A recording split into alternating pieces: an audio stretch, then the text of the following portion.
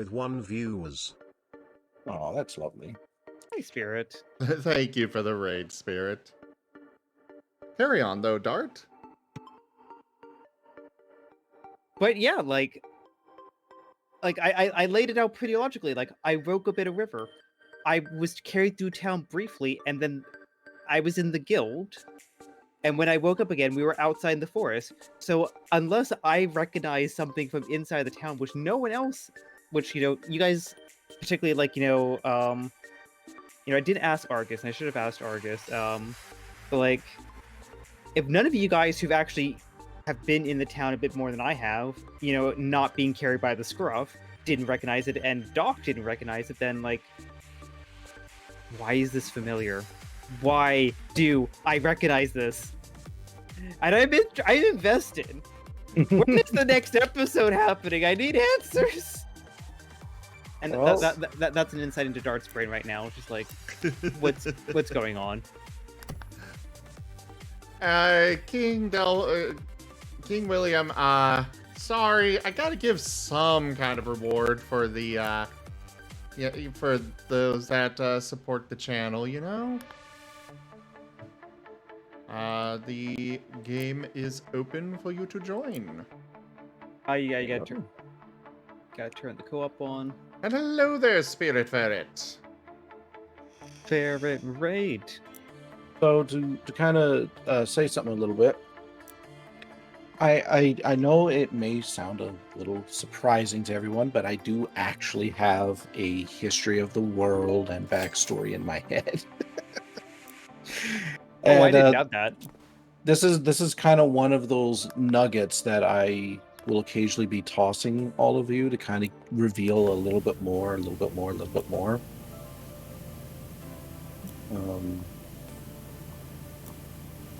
me try to think. I am really glad it gave the impact that you all really wanted. I'm glad that it did. And obviously I can't say much more else, but I'm interested to see how this progresses. Too, like, there's a reason why I keep wanting more and more Pokerole. This world you've crafted is so intriguing. I think like the reason why like I'm so drawn in as well is because it's familiar to me as a player, but new, and then to my character, completely new. So like, we, like, you've set the expectation that, like, we could see, a Breezel, but maybe that Breezel is like actually like a dark ice type, completely different form. And actually, you mentioned it when I was talking with Doc, or when we were chatting with Doc. Like, you actually mentioned the names of the forms, and like I didn't quite catch it. Like, I caught the first glance, like the first 2 names, but like I was more passive. But I'm curious, like, actually how you've properly named the forms, if you have actually properly named the forms. I haven't named yours yet, which is why I didn't actually mention it.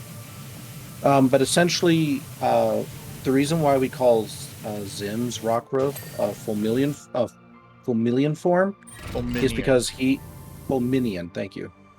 Is because he's from the like the Fulmina region.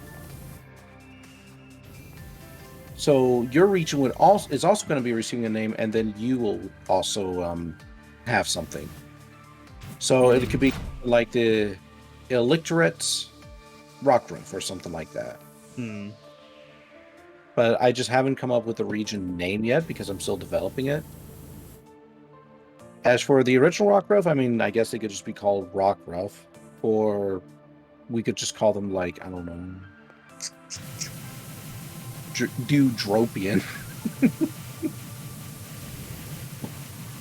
But that is actually something, now that it's been kind of discussed a little bit, I do actually need to come up with a base name for everybody, which means I need to actually like give this world a proper name, or at the very least a continent or something. Yeah, a region. Yeah. So yeah, that's why I didn't give you a region name for your forms, because I just haven't come up with it yet. Yes, Like, King William. Like, I know you're new here, so for Jet, my character, I am what we are calling a Flaminian form Rockruff. It's a regional variant, and mine is actually a Ghost Electric type. Whereas Dart, played by Seda, who if you do Starlight, you'll be able to see, get links to all the other streamers that also participate in the Pokerole campaign. But for Seda, for Dart, we don't have a name for him yet, but he is a Steel Ground type.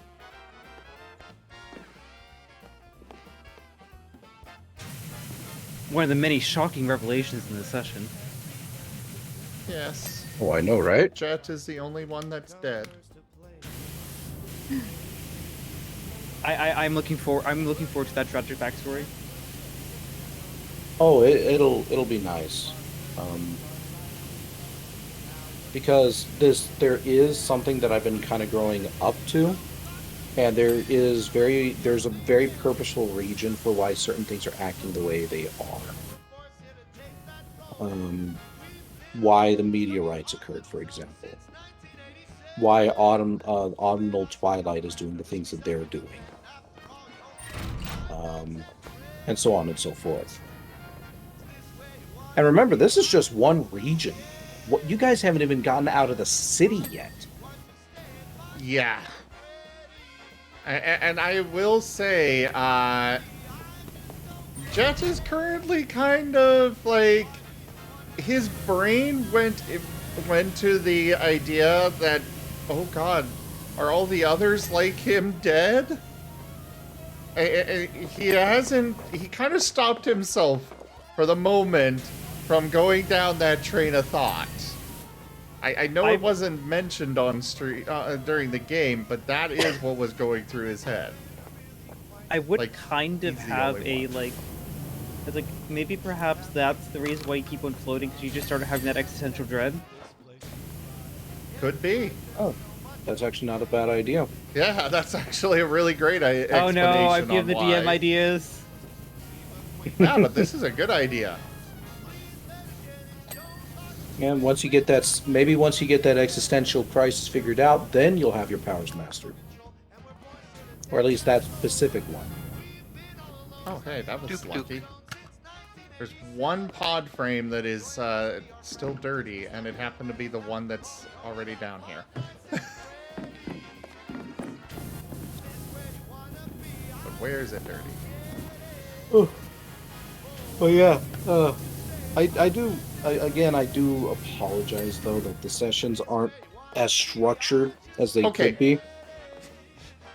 Stop. I know. Apologizing, because we are absolutely fucking loving it. I know. This is just me feeling like I could be doing a better job. That's all.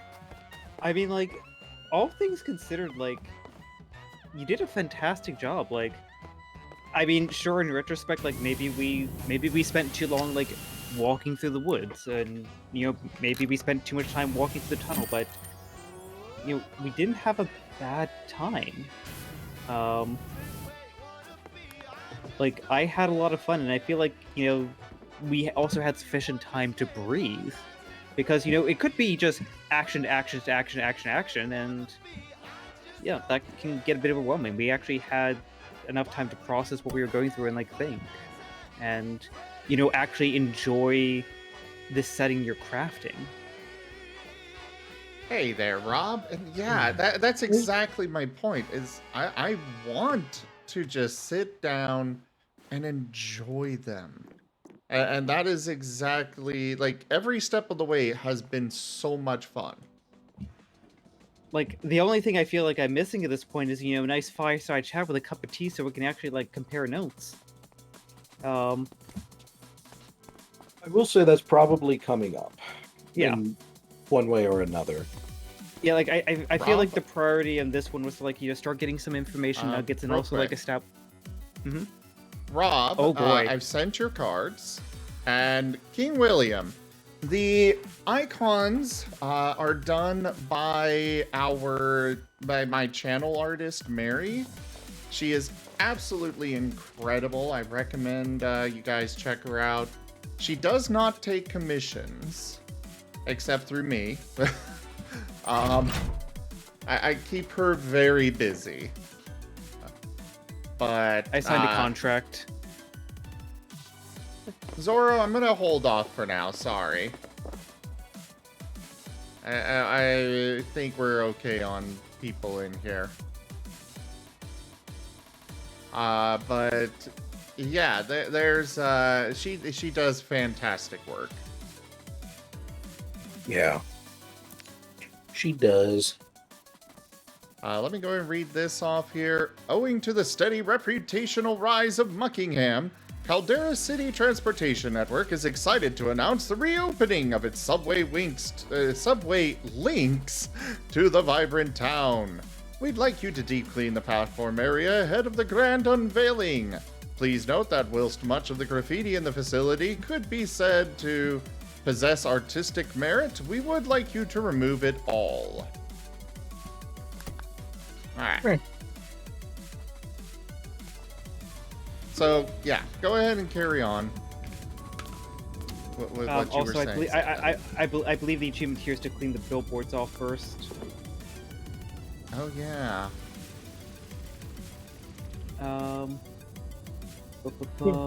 Yeah, coming back. I mean, I am really happy that you all are having a fantastic time.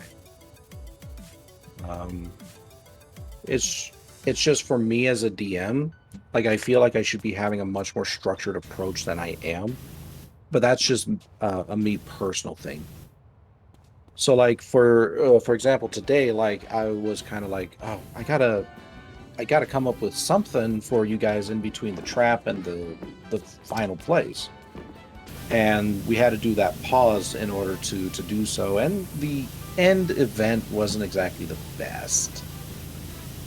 Like the first half of the session I felt was very kind of lackluster on my part. I can see where you're coming from on that. I personally enjoyed it. I was a bit lost on what to do beyond just following the signs, but aside from that... Yeah, the following the signs, that was literally the best thing I could come up with on such a short notice.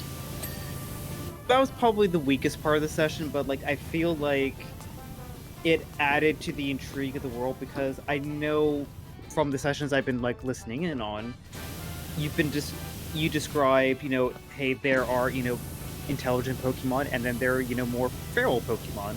Mm-hmm. And, while a sign, as I commented in character, seems very demeaning, at the same time, what a perfect way to kind of like set up traps, but they're targeted at those feral Pokemon that would not necessarily, follow logic. They would just be, they would like just follow along and maybe fall in a hole and like turn back or something like that. Mm-hmm.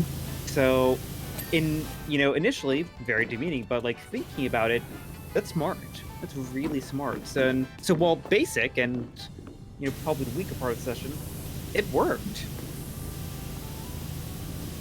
And like I would not like knock your improvising skills, because I know you've been saying you've been a bit more just open-ended on this, but I think what you're showing is that you can really think on the fly and give us something that is appropriate for the moment, as opposed to like preparing, a big quest encounter that we decide to, ignore. Ain't that the truth? But yeah, I mean, that's pretty much been like the past few sessions. It's just straight up just improvisation on my part, with just taking maybe a few little bits and pieces from my notes. Like, about the best I could say is, I don't think you all quite realize just how much brain racking I'm doing over here at just about any given moment for these last few sessions. I could imagine, and I don't envy your position. You're doing a fantastic job. Yeah, Thank you. I really hope that we're not too crazy on you, but you have been doing an incredible job, and personally, I think you are a-okay. You can relax. I'm glad. Well, if there's any concern I have, it's just maintaining the momentum. That's the big thing that for me. That's why I felt like this session maybe wasn't my strongest, simply because some interesting things happened, but it didn't feel as significant as it could have been. And And I perhaps think, that. Go ahead. and I want to stop you right there because I think that's actually a thought process you need to avoid. That is because fair. because from Sunday's session, you commented that you may have like escalated things a bit too far out of the original scope. Got the achievement. And there we go, we got the achievement. And so by having that feeling of maybe did we not do enough or it's not big enough, you're gonna put yourself down that rabbit hole of you gotta like toss something big and interesting at us. Like no, it's fine to have a laid back session. And honestly, after the whole nearly dying, running around, nearly dying from the cold. This session, while not eventful per se, with like a big game changer thing, minus like that big, couple information drops sprinkled throughout. It was a much needed course correction, kind of like put us on the right level because we are not the saviors of the realm or the world, at least maybe not yet. We're just a bunch of weak, very confused Pokemon. We don't necessarily need to like save the day care or something like that. It's like it's fine. We do have a couple of comments from the chat here. King William Delphox. So, Rygon, if I may ask, since you're the storyteller of this whole thing, how does this sort of story thing work? They've never done this tabletop stuff like D&D, for example, so you don't know how it works. I'm not exactly certain what you're asking for there, King William. I think they're asking what the general idea of a DM is. So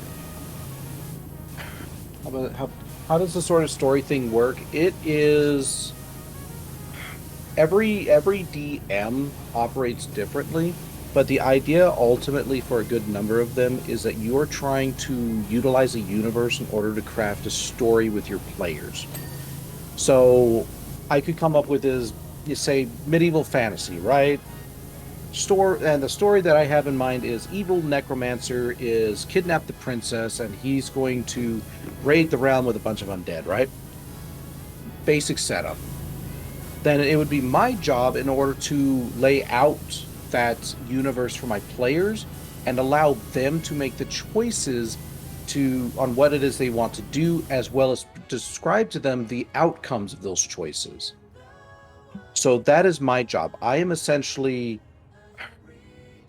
the storyteller, or rather not the storyteller, but I am like the narrator. I am whatever you want to call me, that helps to provide information for the players both beforehand and during session. So while people could say like, oh, the DM is God, for example, and perhaps that's true in a certain sense, the real role that I'm in isn't that I'm in control of the game, but rather that I am allowing the setup to flow with the players' decisions. That is the story that is being told. That is the purpose of these games. I'm not telling my story. I'm helping the players tell theirs. Exactly, which is something that a lot of DMs actually struggle with. I've noticed a lot of them are like, I want to tell my story. It's like, that's the wrong way to go about it. But you, Rygon, do an amazing job. And to like add in my 2 cents, the way that I see it is that any tabletop RPG system is a collaborative storytelling exercise. The DM gives us a world and story hooks. The players create characters that interact with that world and that story plot, and the two working in sync is what creates the narrative. So Rygon can't really tell the same story without the players, and we would kind of be lost without Rygon. Exactly. So it's kind of SK a very like it's a symbiotic kind of like relationship and exercise. Like we got to work together here. So we the players should not be fighting Rygon and trying to make his life miserable, and in turn, Rygon, shouldn't maliciously like just like strike down lightning and like rockfall, everyone dies. Yeah. SK brings up a very good point here. If you want to write your story, write a book. Yeah, right. But yeah, I mean, I do set the limits. I mean, that I have to. Yeah. But ultimately, I'm still allowing the players to experience what is within those limits. And, like I said, every DM operates differently. And it should be also noted that some games are legitimately DM versus players, especially some of the older tabletop RPGs, especially like, say, D&D way, way, way back in the day. Mm-hmm. But nowadays, the idea of what a DM is has been more towards cooperative storyteller as opposed to malicious deity. It's part of why I went with storyteller for our official quote-unquote title for the DMs instead of the traditional game master or dungeon master, is that they are relaying the story and helping us to tell it rather than just being master of everything.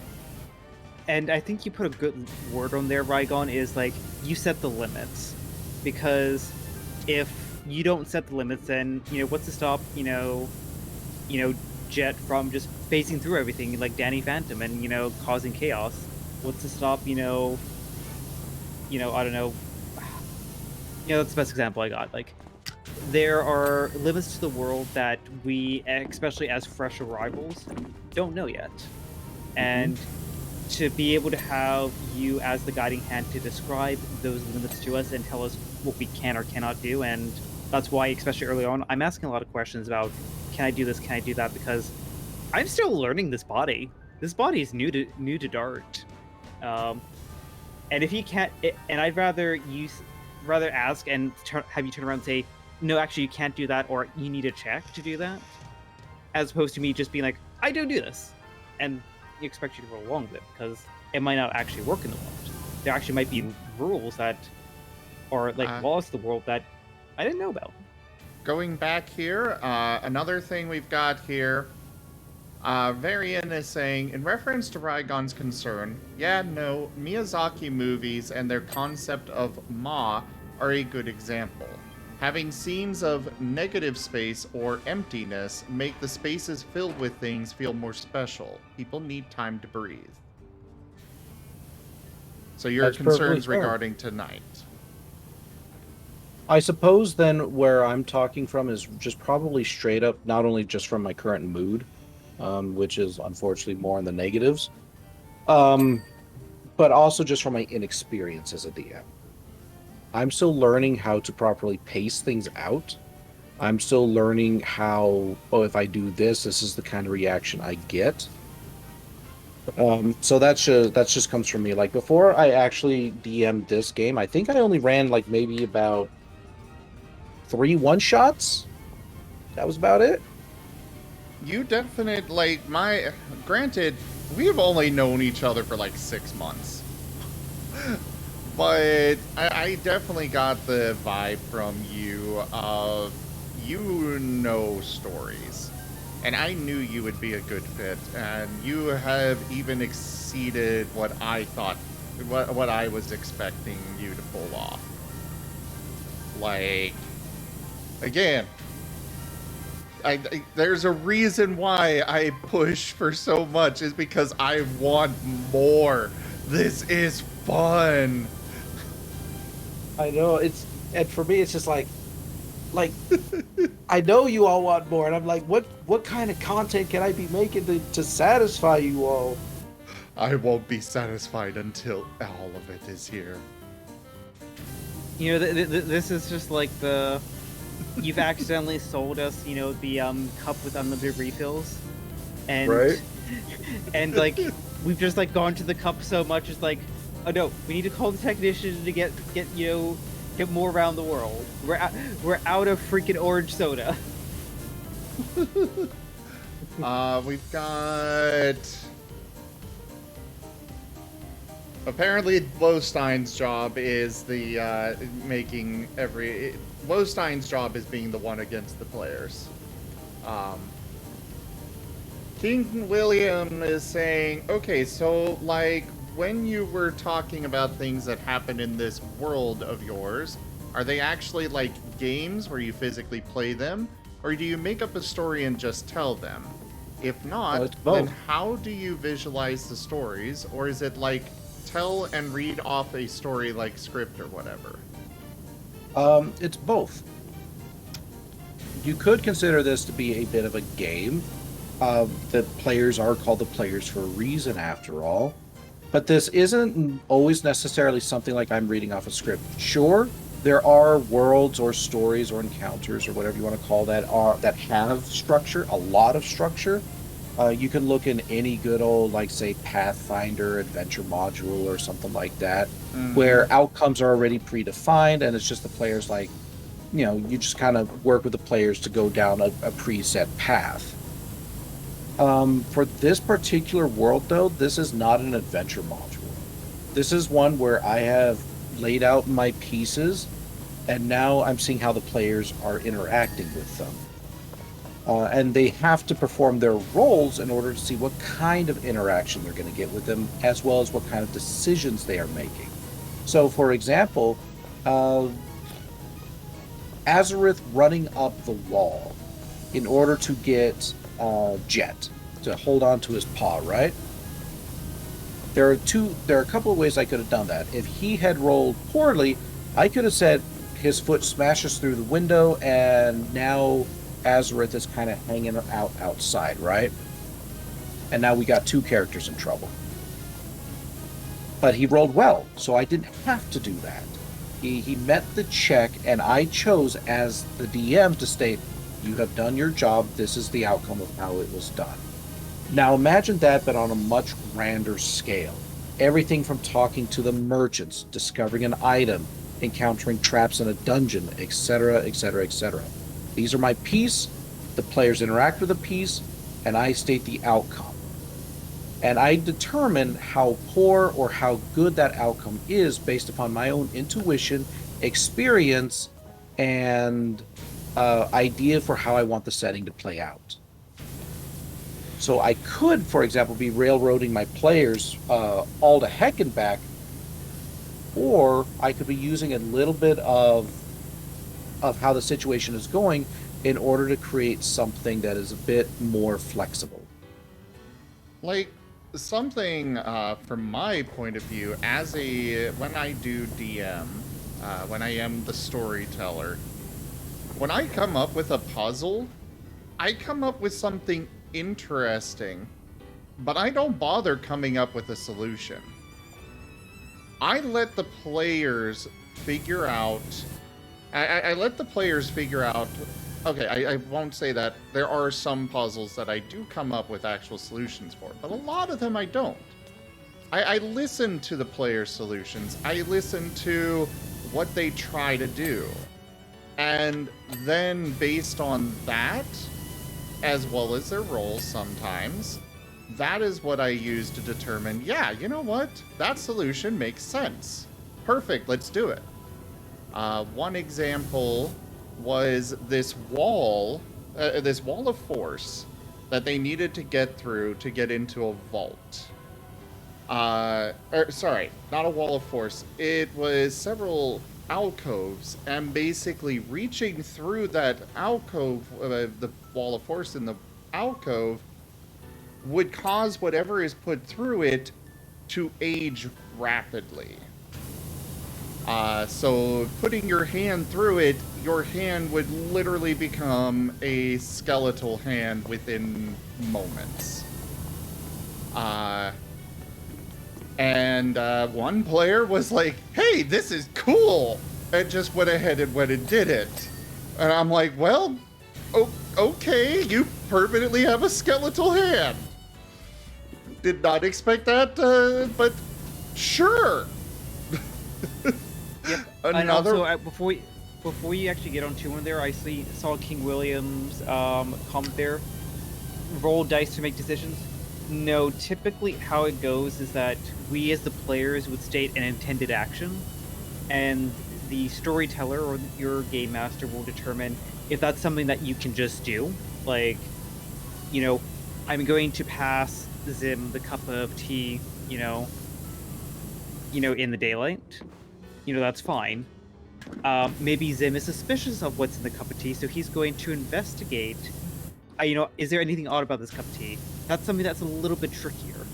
So, Rygon might decide, okay, hey, you give me like an investigation or, an insight or something like that, and determine, do you notice something? Because, we're human beings behind the screens. We don't recognize everything. We're not robots. We make mistakes. There could be something that flips our senses. Or if we're doing an ability action like the jumping, yeah, we can jump, but maybe jumping off the wall is something we really don't practice. So maybe you want to try this action, but maybe you might not be able to do it right away. So, if it's something that the storyteller determines, yeah, give me a roll for that. Can you actually do what you want to do? Determines what we roll based off of our stats. We do it. It sounds complicated, but actually it's pretty simple because we state, like, numerous times during this session, we stated, okay, I'd like to do this action, and Rygon turned around and be like, okay, hey, give me a insight survival alert to see, like, are you perceiving anything? Yes, no. And then we have, if he says you don't see anything, regardless of how we rolled, if we roll now when he says you didn't see anything, well, we didn't see anything. We can't, like, double down and be suspicious of, like, well, I rolled an at one, like, clearly I'm missing something. No, our characters didn't see anything. Players aren't supposed to do that, but... Yeah, I briefly tangented into metagaming there, but yeah, it sounds complicated, but it's really not. Because, like, the game master's role and responsibility there is to have an understanding of the system, to be able to relay any checks that the players might need to do to, like, accomplish an action, and then, like, describe how that action actually unfolds. We, as the players, describe how we want to interact with this playground. It's a playground at the end of the day. It's a playground that might kill us, but it's a playground. Yeah. That's a great way to put it.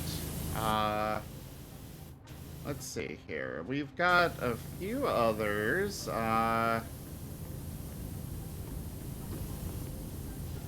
Neon, well, now I am thoroughly intimidated. As storyteller of colleagues, I have somehow jumped over the bar Rygon has set, which is already pretty high up. You have to stop somehow. Yeah, no, and the thing I'd have to comment there is, we've seen culturally, like, the success of, like, shows like Critical Role has caused a lot of people to try to imitate, the Matt Mercer style of DMing.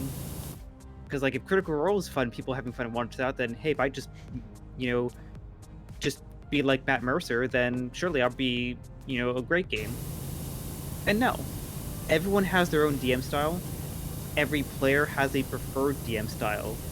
What I am really thoroughly enjoying about Rygon's playing style, and Lunar Frost was in the chat earlier, and he had a very similar DM style. He was story first.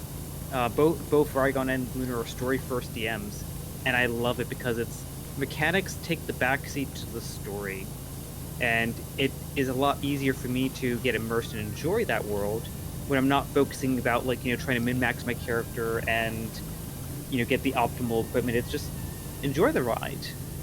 But some players prefer, when there's a combat every session and, you've nearly died because, hey, we're just going through a gauntlet of 3 dragons. So don't set your bar at Rygon, don't set your bar at Matt Mercer. Have fun. Your goal should be your players having fun. Mm-hmm. And it's best to start off small if you're intimidated with, like, one-shots. And trust me, I tried jumping into a full campaign, and 2 years later I've not actually resumed it. And I feel bad. But, like, I myself have been intimidated.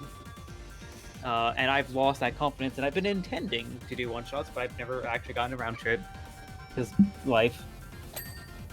Yeah, Neon, basically, you are comparing yourself to Rygon, and that is the worst mentality you can have going into something.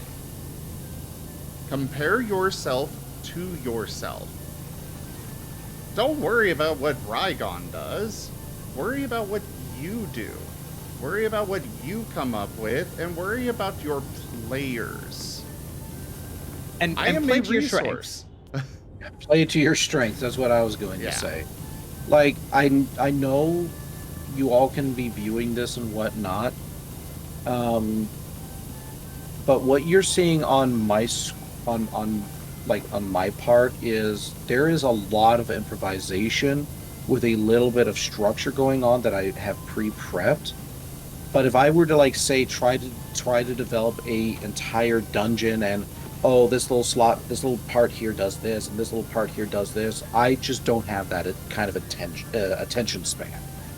That's why I oftentimes reference my DM books for ideas, because I actually have a lot of trouble coming up with original ideas on my own. But otherwise, I'm a fairly flexible DM. I can take, like, okay, people are talking about a storm. Okay, how can I integrate that in? People are talking about random junk. How can I integrate that in? I'm good at putting pieces together, but coming up with original stuff, that's a lot harder for me.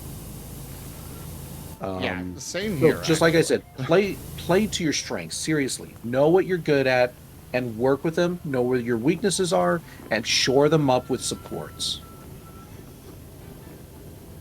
That's one of the reasons I've been kind of worried about these games, is because they're not exactly the traditional style DMing a lot of people expect. And they have been a lot of fun, but it's also a unique type of game. But let me go ahead and go through some of these other comments here, because we've got a lot here. Oh, hey, Go for it. Jennifer.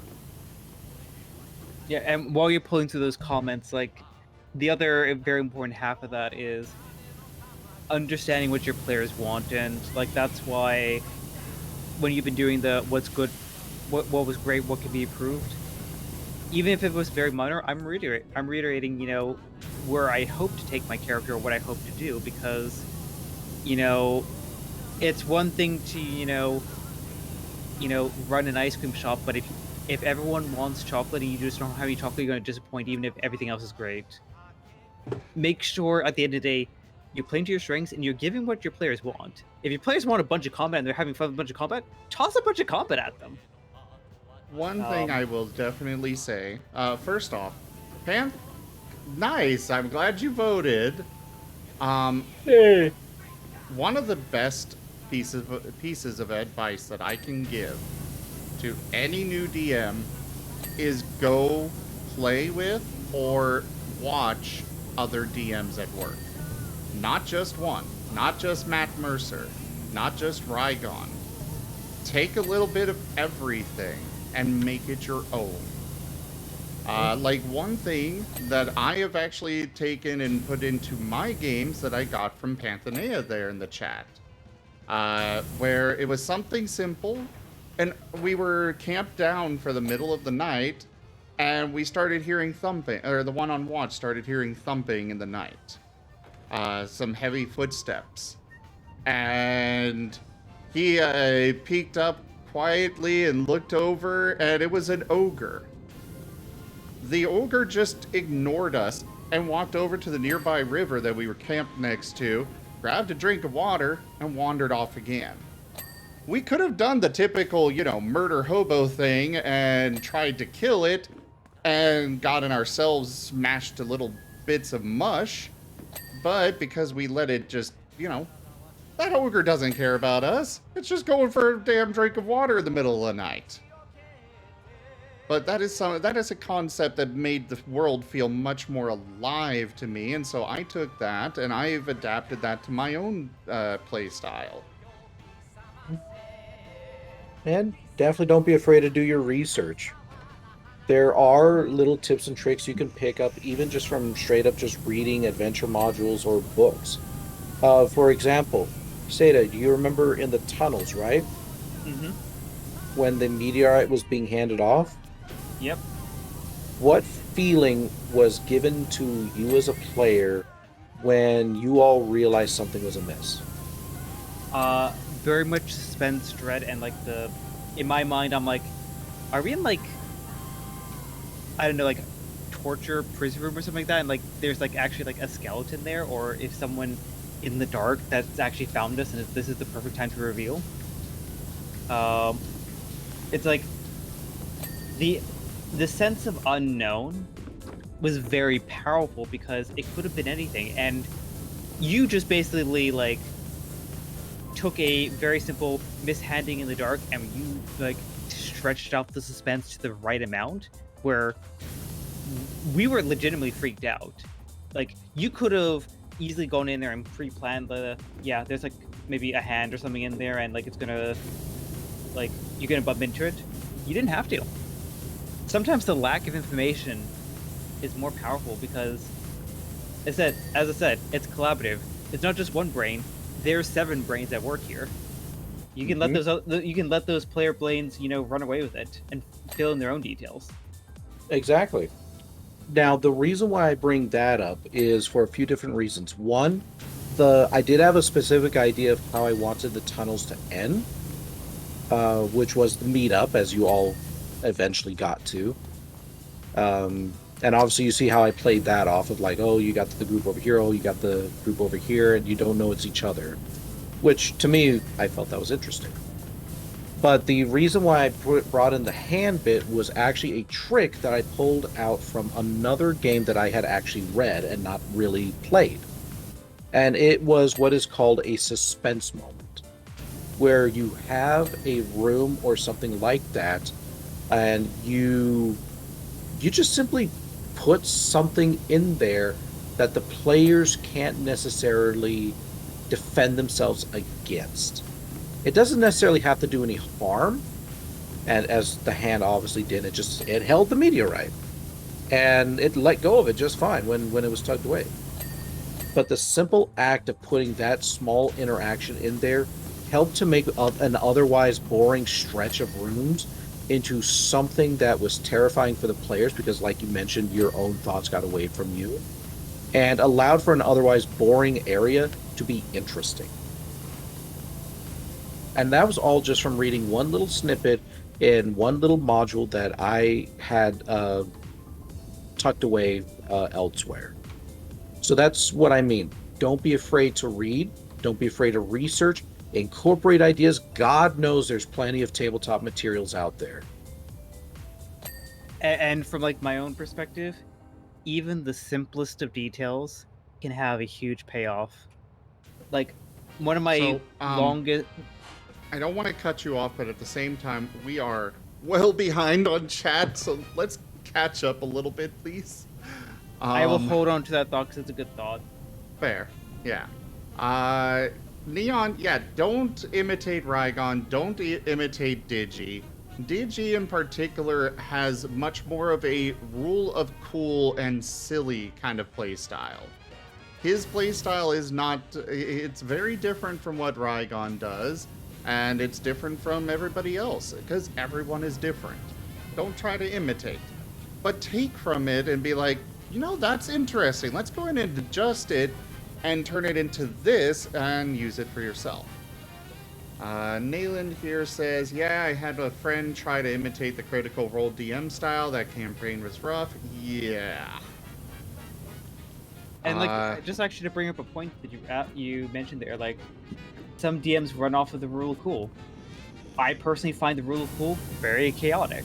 And, it's hard to actually, like, feel like there's structure if everyone's just trying to, like, one-up each other, be like, I did a backflip while, like, shooting, 3 bad guys. It is definitely chaotic. And we have had to add some more structure to it. But it was still quite fun for actually, we've been going for several years now with that campaign overall. And it's still been a lot of fun, but we are now being like, okay, now we need to add some more structure to it, which we actually brought Rygon in to help with. But otherwise, yeah. Pam says Matt Mercer is an overachiever of a DM, and you are in no way required to be anywhere near that level. He's that level because of decades of XP. Agreed. Yep. He is like the equivalent of being a professional electrician, and you are just trying to, yeah, and you're expecting that just because you watch him, you can rewire a house. That's his career. Yeah. If you try to imitate somebody who is a career professional, of course it's going to be rough. And to actually bring back a point I brought up, Matt Mercer is playing to his strengths. He's a great storyteller and a great role builder, but one of his biggest strengths, and the reason why Triple War works so well, they're all voice actors. Exactly. I've seen when he brought in I think when he first introduced the Blood Hunter Order of the Lycan, the hybrids, brought out this deep, snarly, growly voice that I cannot even hope to imitate. That adds immersion, and that's one of those keys there, is to immerse your players, make them feel like they're a part of the world, not just TV show viewers. So, but yeah, I do want to point out, you do not have to be a voice actor to be a DM. oh That no, is something else that I have seen some DMs try, and I love physics. it works well for Rygon, but for some other DMs, it has fallen so flat. It was horrifying. Play to your strengths. Yep. If you can do different voices to immerse people, hell yeah, do it. Help immerse your players. But if you can't, don't try to force it. Yeah. I've been working on my voice for literal years. That's the only reason I'm able to pull off all these kind of different little voices and whatnot. But I always tell my players, don't feel like you have to do the same. What is more important to me is that you are playing as your character and not just simply playing as yourself playing a character. That doesn't mean you have to do a silly voice. It just means that, okay, so these are the decisions you're making because that's what your character's decisions would be. We've got Rob says, I think the best one I heard was the DM may say we are doing a bank heist, but the players decide if the backing music is Mission Impossible, Pink Panther, or the Benny Hill thing. That's actually not a bad way of putting it.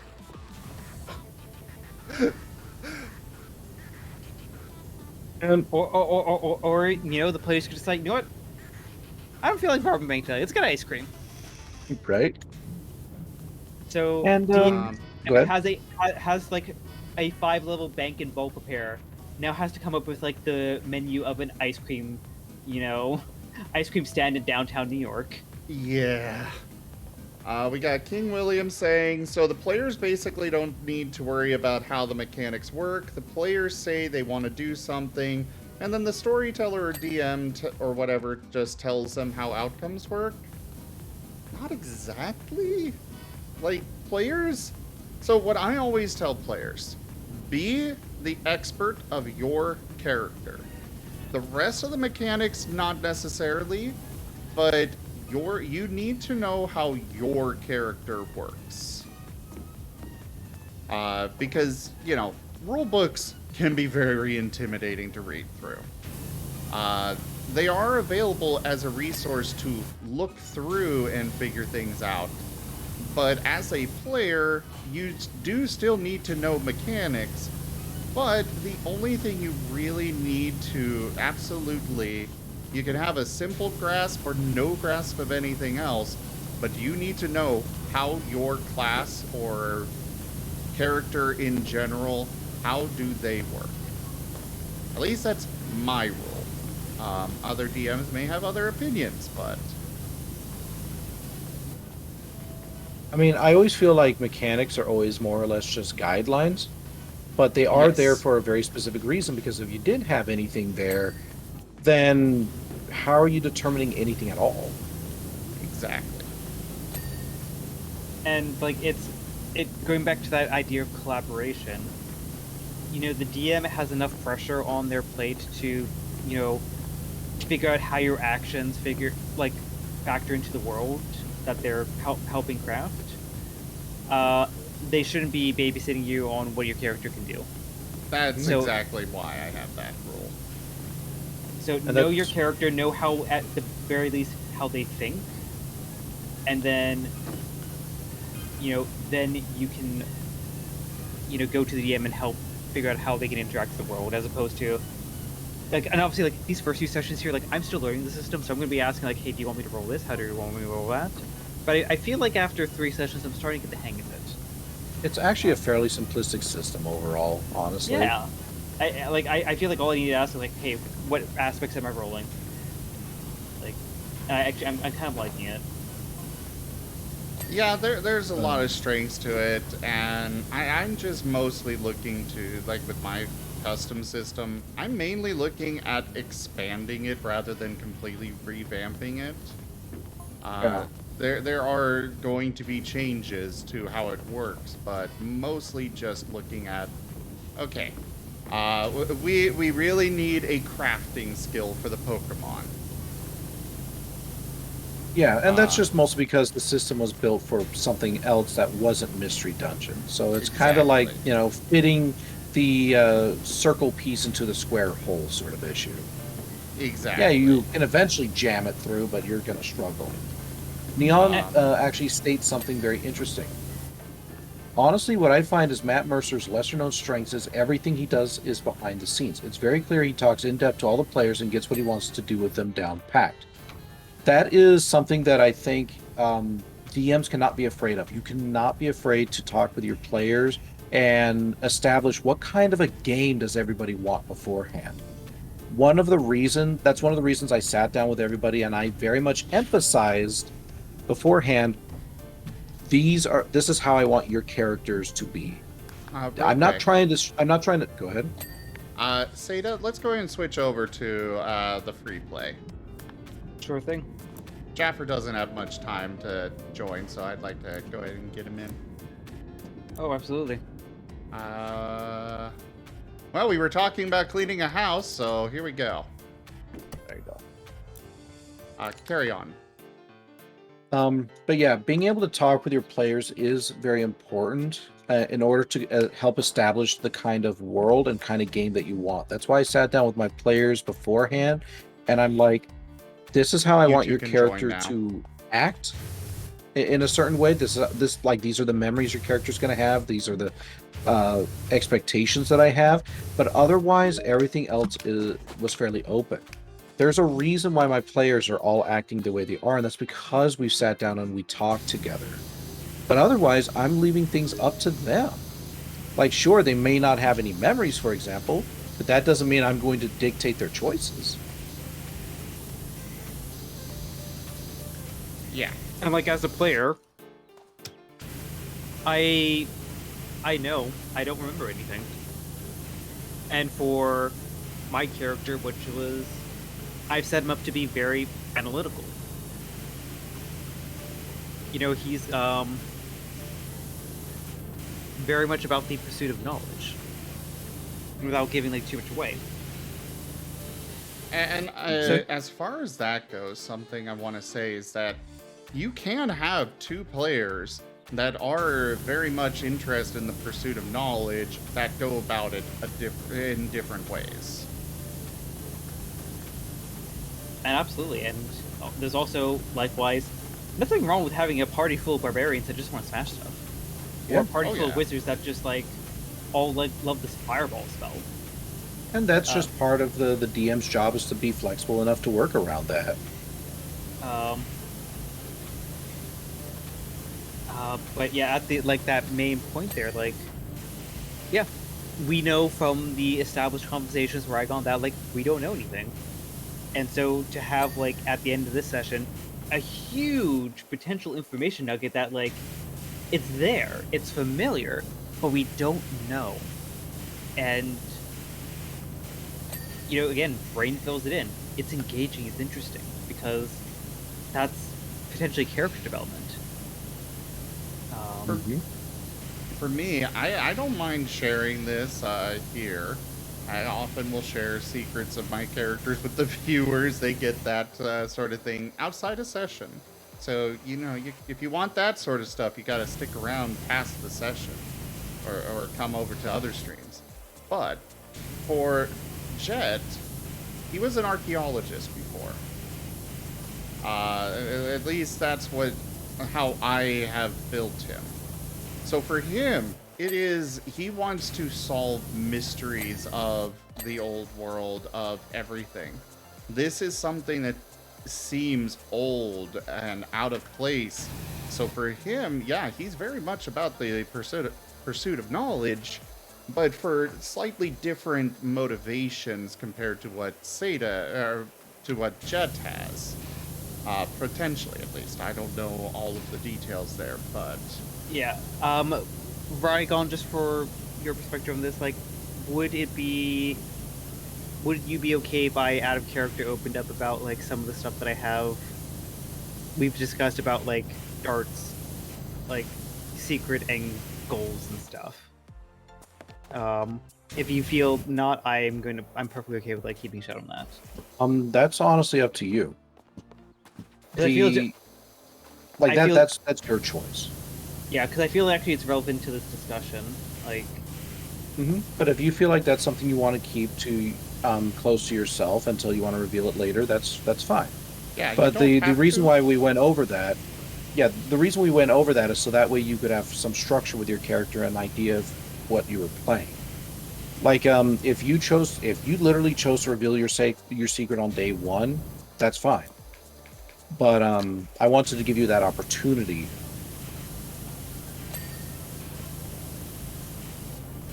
Yeah, like, I feel like this potential nugget right here, it very much feeds into the ideas that I tossed out and also the secret that Dark holds. And yeah, what I will say is that the secret that Dark holds is not a pleasant one. And what was revealed at the end of the session is very much concerning for multiple reasons. Because he should know, if this is so familiar, he should know. And if it's familiar, does it tie into the secret that he holds? And for, I guess, more out of context perspective, I envisioned Dart being more of a researcher, having more of a scientific background. Perhaps he worked in a lab, perhaps he, had some role in whatever is going on. Use that, or out of character, imagine that as you will, for what we have discovered at the end of the session. Dart doesn't know if that's actually true or not. It may not be true. I left that as an open canvas. But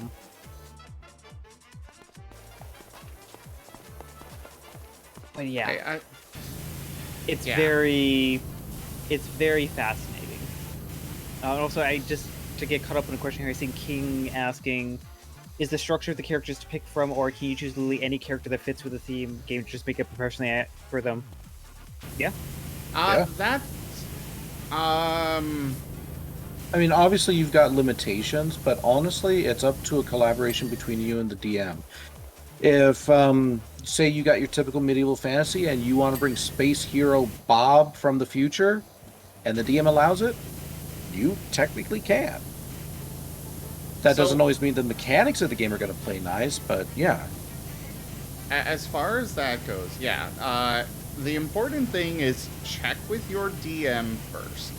And make sure that your character fits the story, the theme of the world, which is part of checking with the DM.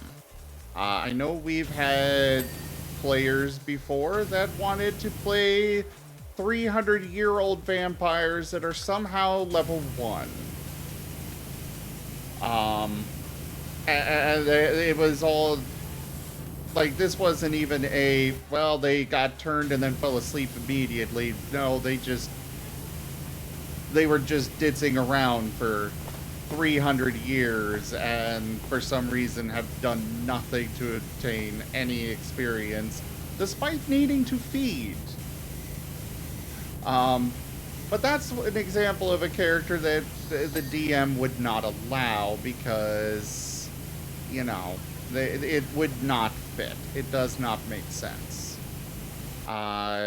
Like with this particular campaign, one of the players that was interested in joining, he really wanted to be a with the Starlight game. He really wanted to be like a mentor type character. You know, somebody that knows what they're doing, that knows everything about everything, and would be the party go-to for figuring out how things work, and he would be training us and stuff. That's what he wanted to play. It would not be allowed, though, because that would conflict with the world that the storyteller has made. Now, maybe Rygon could have figured out some other way to fit him in. I don't think the discussion ever got to Rygon, though, on that, but... I honestly don't recall. I remember something about a mentor, but I don't recall talking about that character in detail. But yeah, how are you supposed to work together a character who knows everything, and they've also lost all their memories? Exactly. It's one of those, you work with your ideally everybody works with the storyteller to at least come up with a cohesive story that everybody fits into. You can absolutely have your own personal little tidbits there.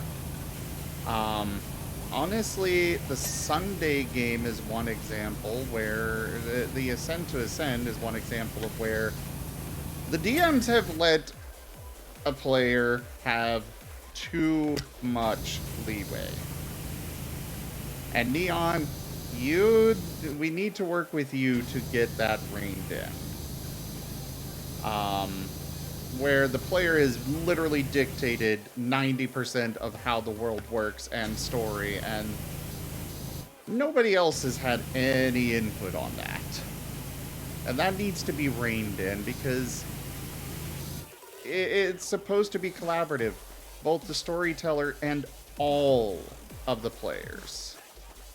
And it's not fun from a player where, you know, sure, there's nothing wrong with having a quote-unquote group leader, but if that group leader is the one brain cell of the entire party, it's not engaging. Yeah. I think if at one point Argus suggested something, and Argus is kind of setting himself up at the moment to kind of be like the joke of the party. Yeah. And if that's an archetype that Orm wants to play, nothing wrong with that. But one of the key things that at one point Orm had a really good idea. I think it was with the stick, for example. You know, there are holes in the ground. Let's test it with the stick. That's a great idea. It is. Yeah. Even the joke, and I don't want to use the word dumb, but even the joke or lax characters have brilliant moments that, you appreciate everyone's strengths, and the characters also don't have to fit into a stereotype. So you just don't write anyone off and be like, "Oh, I'm going to ignore you because I would do something differently." Yeah, listen, we're a team. We're not a cult around one person. We're a team. And and especially in these early sessions, a lot of that team dynamic and that almost dare I say power structure is still going to be figured out, especially since I've come in like a wrecking ball and have disrupted something that was still not yet settled. So we're probably going to be at least end of the month before maybe we start getting getting comfortable with how we're going to operate. I will say, having a team leader is a good idea. It can be, well, not necessarily. Good idea isn't necessarily the right way to put it, because that's like saying you need to have one, but you do not need to have one. You never need to have a team leader. It's not a bad idea to have basically, especially if you have an even number of players, to have somebody that kind of makes the final say if the group just can't decide. But even then, there's ways to do multiple different routes. But like the Ascent to Ascend,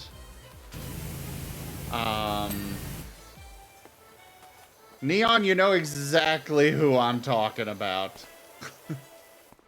Counterpoint to you, Zim. I think every group needs a team leader or team leaders. They don't need a team boss. Exactly. That's what I was Because trying to get with it. I would actually argue that a team leader is not necessary, but there does need to be a group consensus. Yeah. If the group does not decide on where to go, then nothing's going to get done.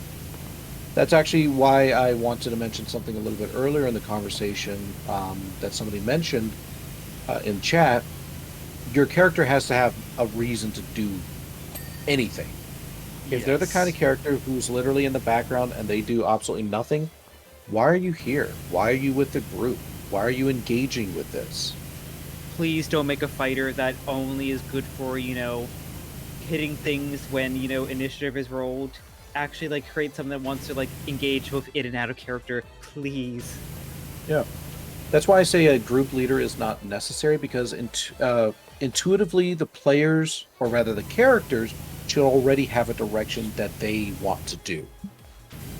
And it just so happens that this group is, maybe not necessarily similar enough, but they all can reach an agreement like, okay, we all have a similar path, let's all work together.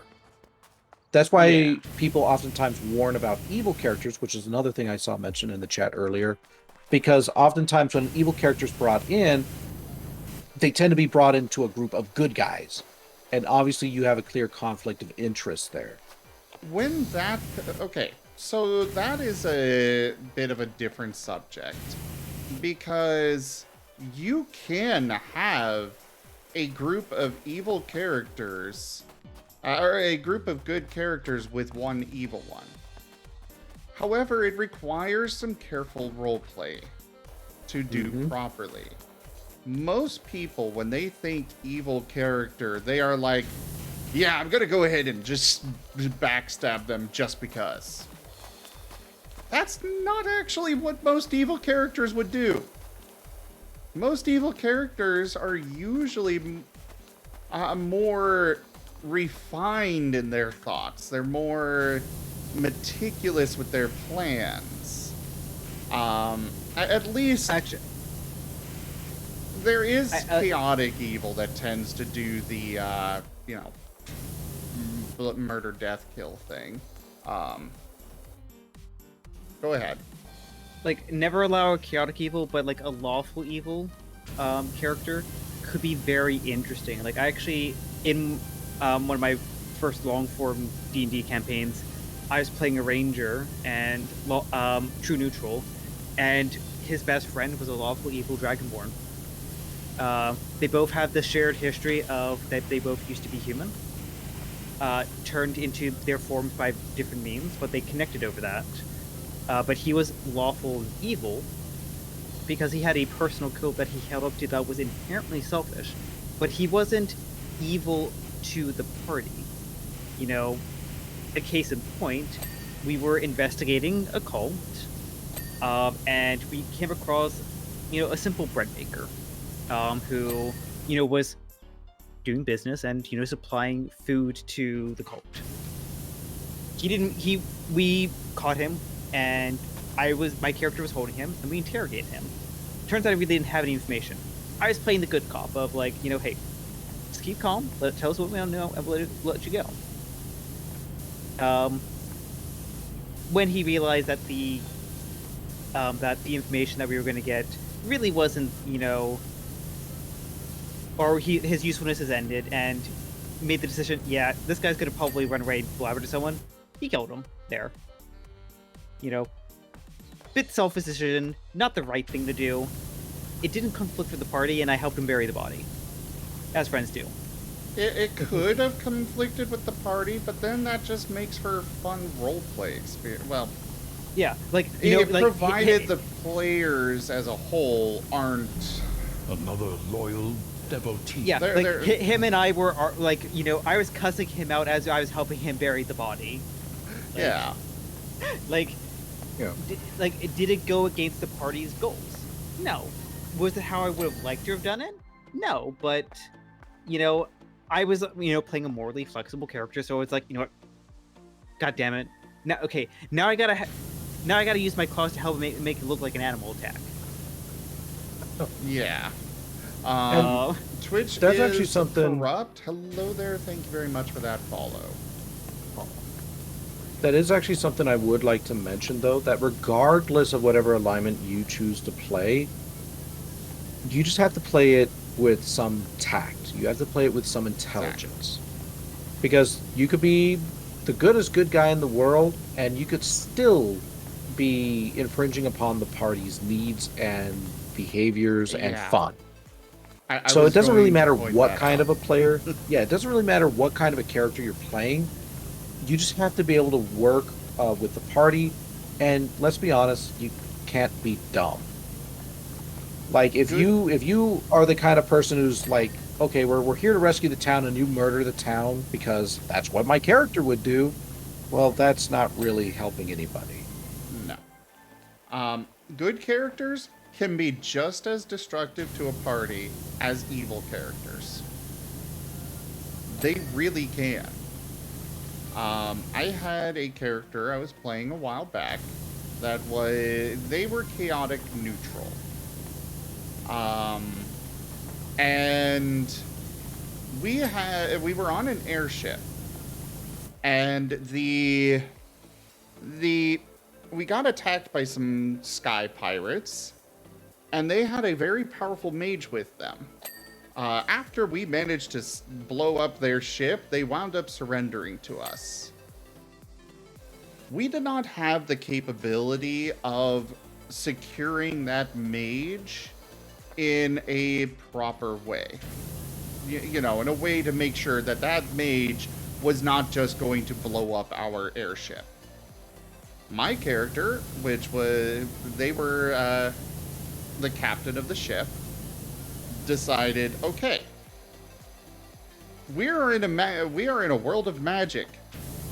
Regrowing a hand is not that hard. Let's remove a hand for now. It stops them from casting spells, or a lot of the bigger spells. It's, he was looking at it logically. We can't really stop this mage from casting spells. We can't do anything to keep them from destroying the ship if they decide to, in the middle of the night, try and take over. So you remove a hand. He had it quickly and easily removed. He had them be gagged to help prevent the rest of his spells from being cast. And, well, the good players of the party had very strong issues with that, because they were pushing this whole thing of, that is horrible to do. You've just maimed this person for life. And I'm like, no. Literally, we go back to town and we could just easily just reattach the hand. Yes, he's got some pain, but he's crazy anyways.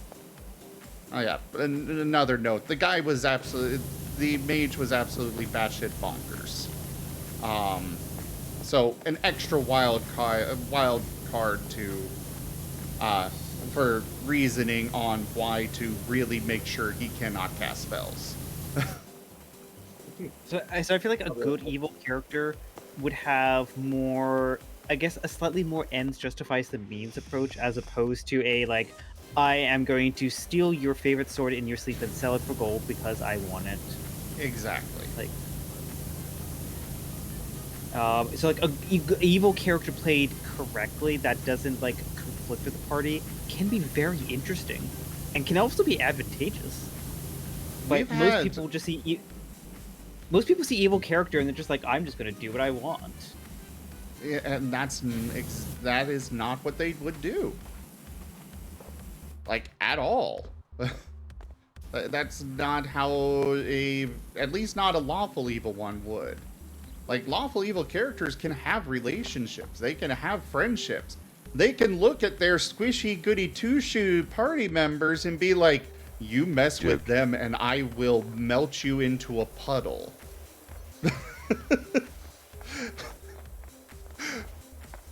Instead of a just willy-nilly kill everything. And you know, actually, like that lawful evil character I mentioned, you want to know how he died? Protecting the party. Protecting the party. We were in under a cathedral dealing with like some like cults, and I forget what the actual monsters down below. But we beat the encounter. And then we were on our way back, and he decided, you know what, screw this place, knocks over one of the statues. That statue had a vampire in it. We were like a level 5 or 6 party. That was a level 12 vampire. Jaffa says, 12. some would say that my characters are evil sometimes. I am willing to murder randoms for the right reasons. He even attacked children once. And yeah, at the end of the day, he had a cursed, like, kind of demon sword that, you know, was partially the reason why he was evil, and like helped encourage some of those evil behaviors. He stabbed himself with a sword to unleash a fireball that took himself out along with the vampire and saved the party. Yeah, I Panth. just came back to that. Yeah, Panth. Play the character, not the alignment. That is the most important thing that I can stress is exactly that. I personally don't even bother coming up with alignments for my characters anymore. I just call them true neutral for when I have to pick an alignment. Because I feel go, very. Go ahead, finish. Sorry. I go with what feels right for the character, rather than, oh yeah, they're good, so they have to respond in that way.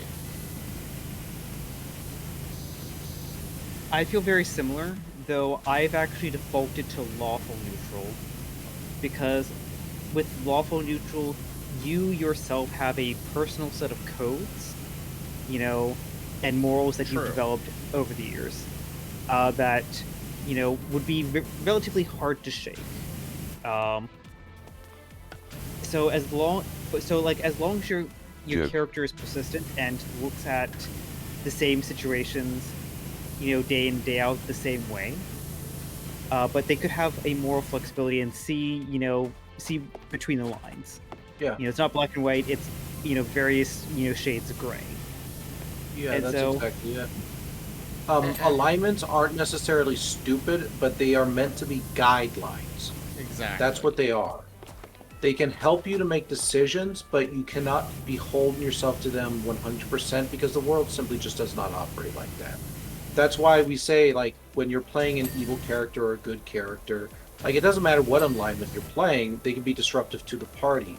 If they're playing 100%, I am the smushed-ass, twirling evil dude, or I am the stick-up-my-ass, you know, lawful good paladin.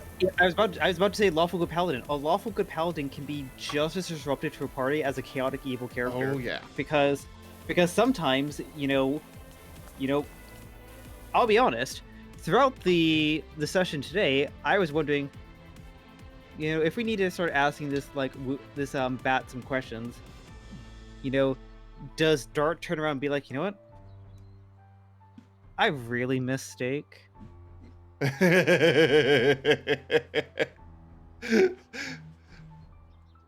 You know, thing. Jaffa says, there's a difference between a lawful good paladin and a lawful broken heart paladin. I'm guessing So, you like, used a bad word there. Yeah. I'm guessing lawful stupid, but one thing that I've run into, it actually wound up causing the DM to stop DMing for us, and has caused quite a few conflicts with them. But they considered my Marten twin characters to be evil. But the thing is, I play them as true neutral. They have their contracts, they have their code of ethics. The town had, in their opinion, falsely arrested the rest of the party. They jumped into the ocean and they didn't need to breathe, so they could just stay down there forever. So, but the city guard arrested the party because of bullshit reasons that were so bullshit I don't even remember them. And so the party were being held in the courthouse. The Marten twins went over to the courthouse and launched a rescue operation to get the rest of the party out. Granted, the rest of the party had already started breaking out, but that's a whole other thing. At the end of the breaking the party members out, first off, they had knocked out one of the guards, and they scared away the guy in charge of the courthouse. It wasn't the judge, it was some clerk, higher up clerk kind of guy. They were like, no, you did wrong. They did not deserve to be imprisoned. And after they cleared everybody out of the courthouse, they then burned the courthouse down. But they made sure that that unconscious guard was dragged outside before burning it down. And he insists that that is an evil action. And yet, in reality, it's not all good or evil. There is also the lawful chaos side of things. Like, if they left that guard in there unconscious to be burned, yeah, absolutely that would have been evil. But they specifically made sure that they cleared them out. They dragged the unconscious body out of the courthouse before burning it down. Chaotic, definitely. But there's also an argument for it being lawful because of it was going towards their personal code of ethics. But that's a whole other thing altogether. I will accept it being chaotic. But the fact that they dragged the person out, it is not an evil act. Like, you know, did you not consider how evil it is that, maybe that guard is now going to be unemployed and, his 6, children, one of whom has a rare genetic disorder, is now no longer going to be able to get the medical supplies he needs? Did you consider that, Zim? Blame the system, not the guard. Yeah, blame the system, not the twins. I'm poking fun there, but yeah, it's like what I was going to say is that, sometimes, you need to, take something to the extreme and do something that's definitely not right. Maybe burning, or, I was going to say, more maybe you need to interrogate and slightly, just a little gentle torture of someone you need to get information out of. Because, again, it's an RPG system. We can be a bit morally gray here. Yeah. A lawful good paladin would, absolutely, oppose that and be like, absolutely not, you are not doing that. I will fight you if you want to try to hurt this person. It can be disruptive to the party. If you're disruptive to the overall goals of the party, regardless of your alignment, it's a bad character. Bad interaction. I will say, when it comes to that kind of, the lawful good paladin that would be against that sort of thing, that is okay. However, don't be the kind of player that gets upset that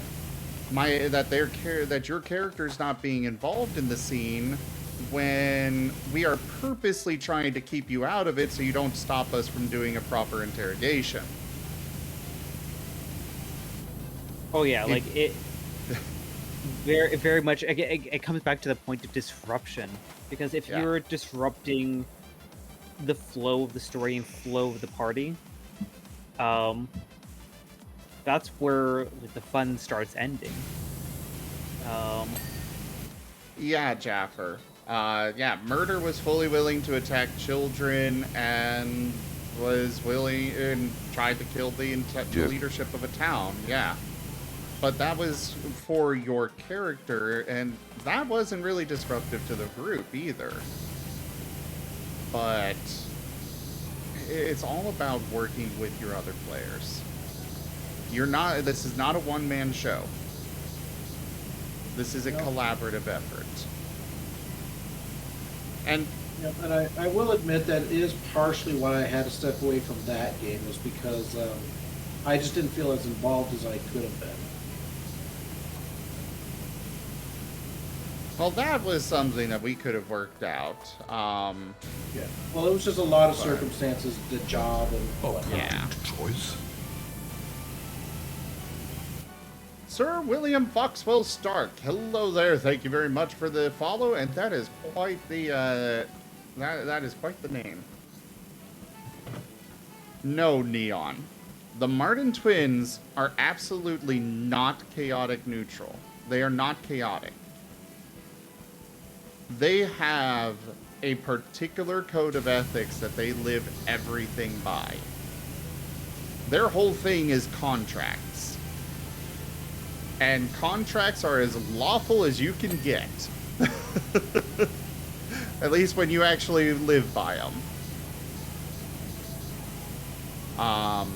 That action there's an argument to be made for whether it was chaotic or lawful. Because, again, it was following their personal code of ethics. And lawful does not mean law of the land. That's another common misconception people have.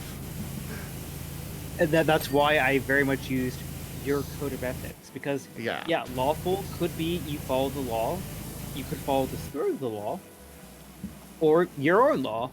You know, maybe you follow the code of pirates. Like, it might be an evil code that, you know, maybe favors, you know, self-worth and, you know, stealing above all else, but you're following a code that maybe, you know, limits you from, like, harming another pirate.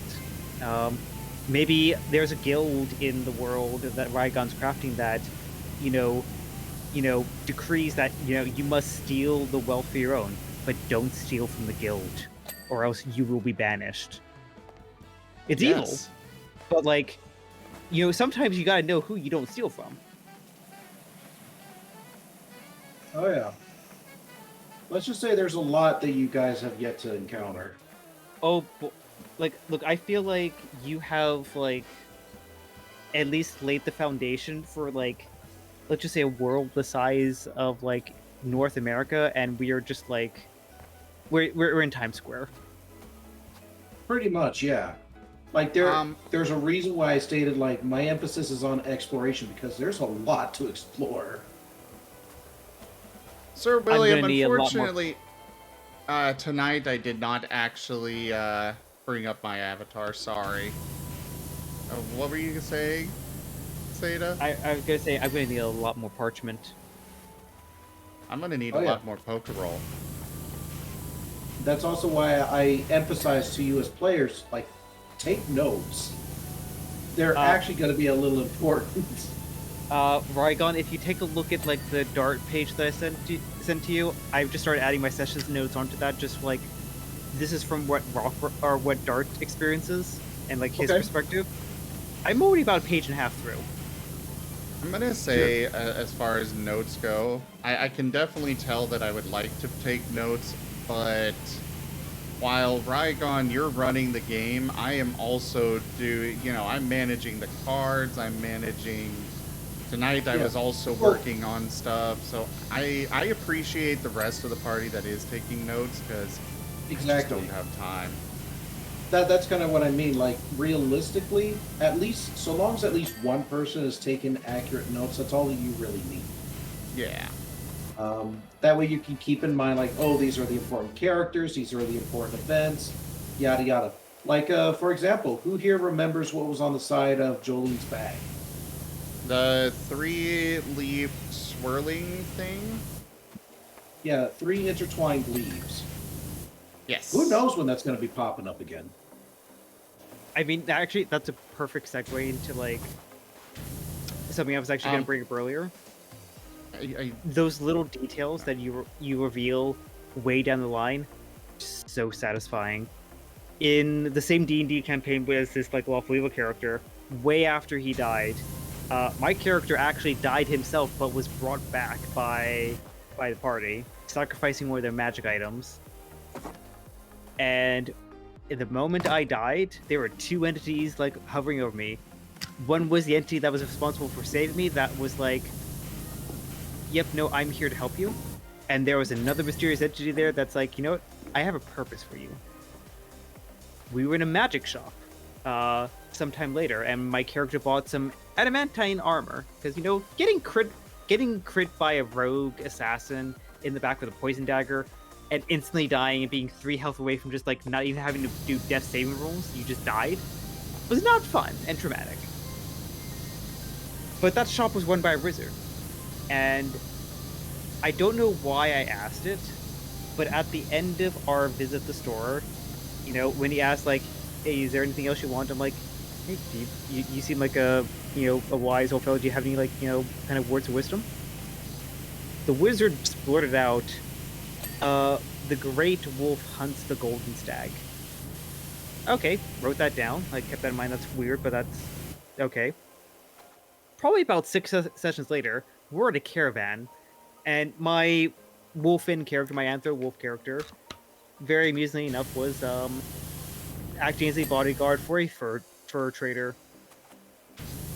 And when we made this stop, he's like, "Hey, look, I have this kind of task for you. Like, I know in this part of the woods, like, there's rumors of a golden stag. I want you to kind of go out and see if you can try to hunt it, if it is real." Alarm bells start going off. Talk to the druid to be like, "This can't be a coincidence." Character goes off. He ends up in the Feywild. Gets the entire story arc of why he actually got turned into the Xantha Wolf is because he was chosen by basically a Feywild god entity that was like basically the embodiment of like wolves, and was chosen as its champion to prove with like this other entity who's the better hunter. It was a stupid minor detail. It got brought up, and it was super satisfying. Mm-hmm. So like, Sorry, go ahead. yeah. So like, some of these breadcrumbs that you're dropping now, I'm like, that might not get any resolution for like, I know, a couple months. But when they do, holy heck! Even if like 1 out of a dozen of them gets it, holy heck! We'll all look back at it and be like, wow, what a great story.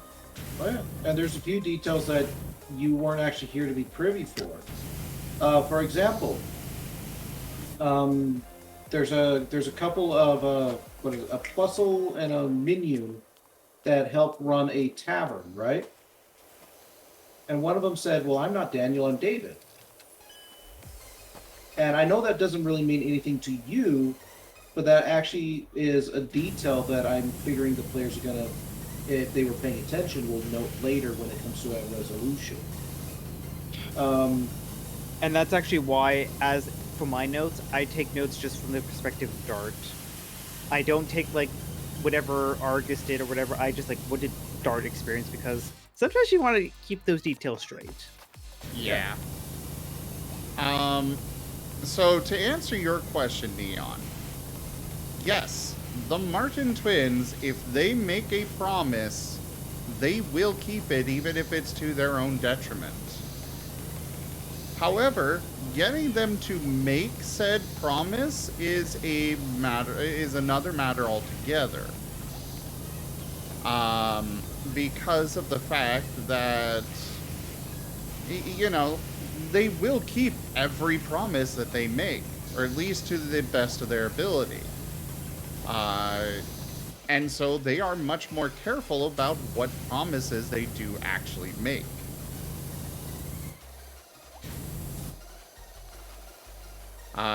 You can argue with me till you're blue in the face, but that is how the characters are.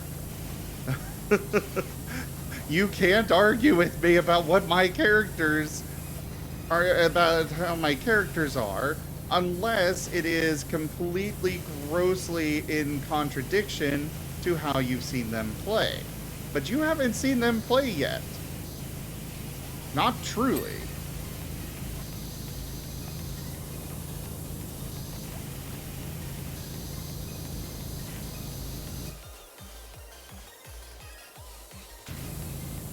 And even then, like, they keep true to any bond that they make. They keep true to it. Yep.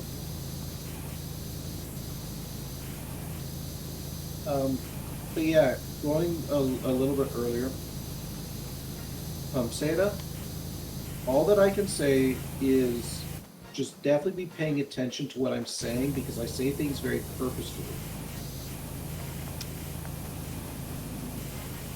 Like, even what people are wearing, and the you'll want to keep track of even the stitching design on everybody's clothes, because that is important apparently as well. Oh, and the fabric it's made out of, and literally everything. So, it's important for me to recognize that, everyone is using, everyone at the guild is using, like, a cross-stitch, so when I see, like, a different, like, stitching style, I'm going to know it's actually a Mirror Universe clone that I need to, like, immediately dispose of. Yeah, exactly. Yeah. Like, a good example would be, why was there a cup attached to that chain in today's session? Oh, I'm curious about that as well. But like, think about it. You had all been following the signs. Why wasn't there a sign there?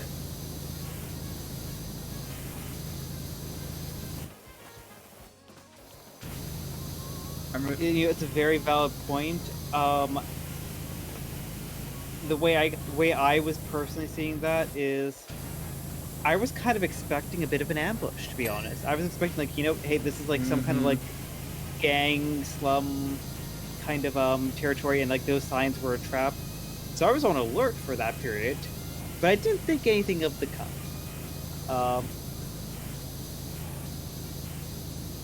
And like, I made note of the cup, but I had no idea with the context of the area what it might mean.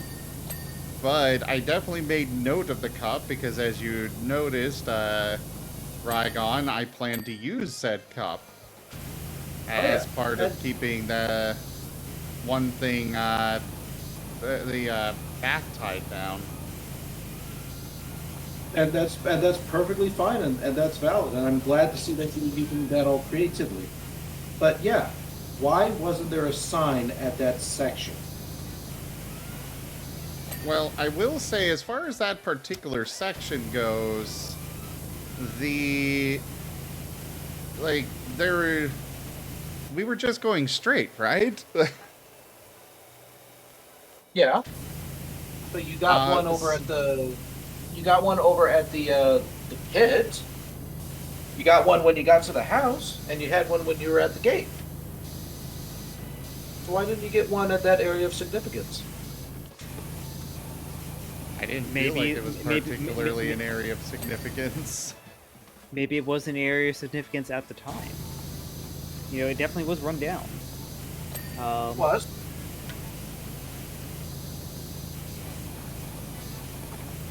Would you like me to tell you? I would say no. Well, let me ask this. Okay. Is this actually going to be something that comes back up? No. Okay, in that case, yes, tell us.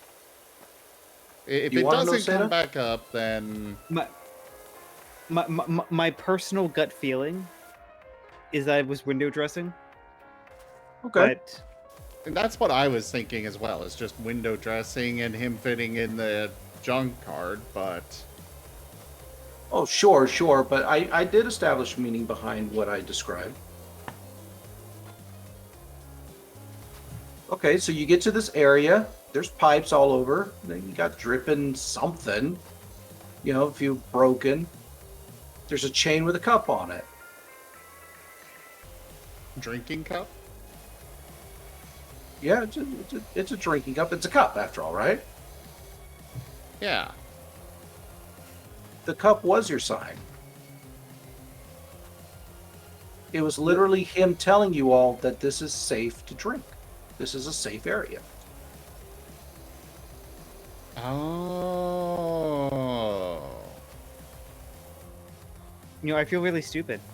But, I do as well. Really that is brilliant, but also a little vague. I will Oh, say what do you- that's a little vague of a hint. What do you want from me? I was fitting in a junk card and having to come up with that shit on the top of my head. But it's still like there was no way that I would have ever put two and two together in character. But also, it makes a lot of sense.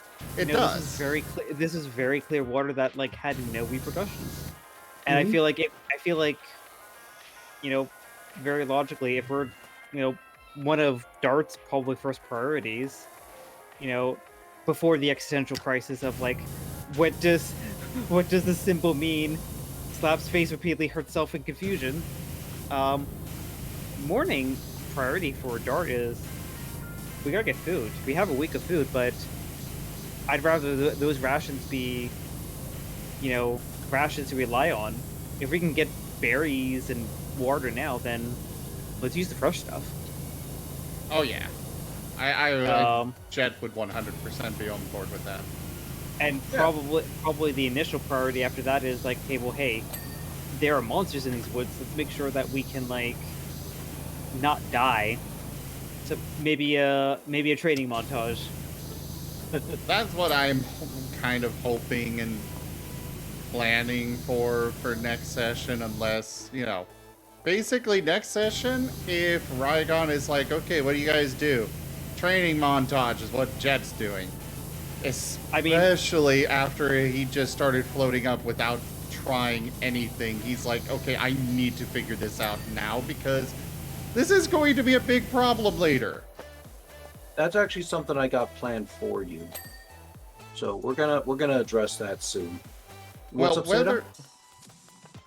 Oh no, I was adding on to the points there. It's like, yep, because like especially from like Dart's received nothing.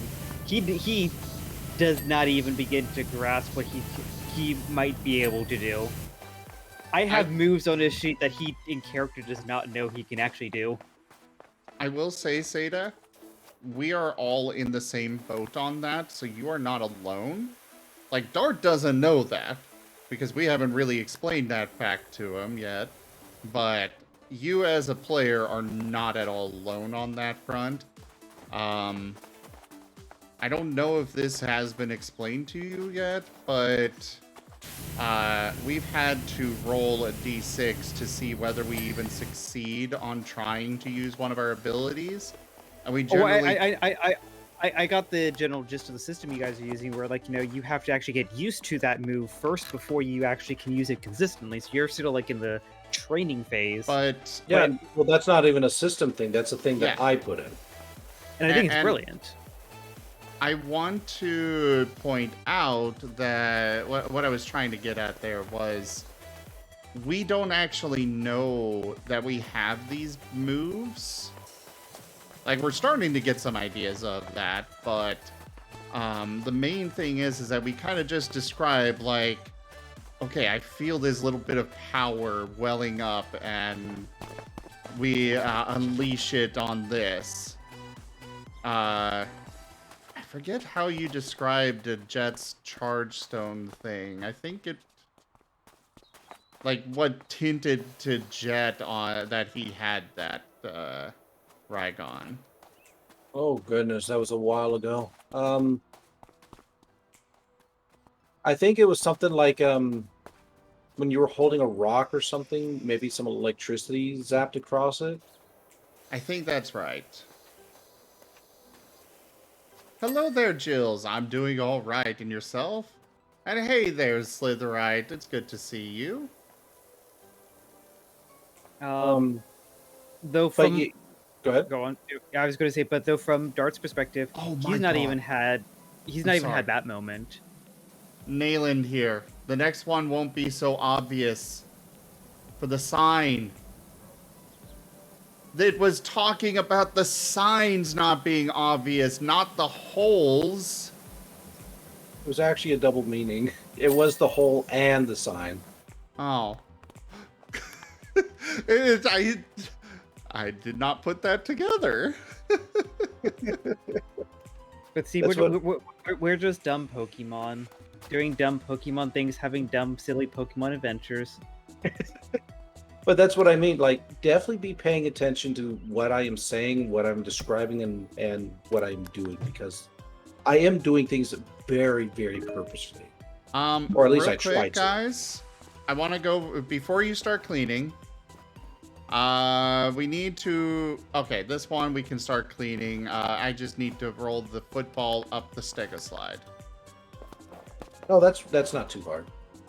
Yeah. So we just need to get that rolled up the stega slide. But I can guarantee you all that the stuff that I'm doing is it's meant to help craft that world for all of you. It's meant to give you those moments where you can go, aha. It is meant to make you all feel, good playing the game. So, like, when I put that mechanic on, like, you got to roll that 1d6 in order to even use your move. That's so when you finally got that move, you had that sense of accomplishment. Oh, you've done a fantastic job. I will say I had my concerns on that, but in the end, this has been a very rewarding experience. Okay, how do we get this ball up there? But Zeta. definitely don't be afraid to ask. Don't be afraid to say, like, hey, this isn't feeling quite right, because that gives me feedback. Even if it just comes down to me saying, like, oh, don't worry, there's a reason why I'm doing this. Like, don't be afraid to say something.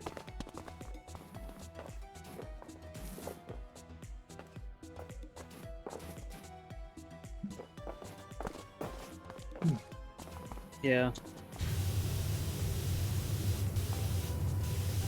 Though definitely from like one perspective, I don't want to like, at least for the moment, not be in the mindset of over analyzing something, because like my character's not in that mind process yet. So And that's fair. And that's fine.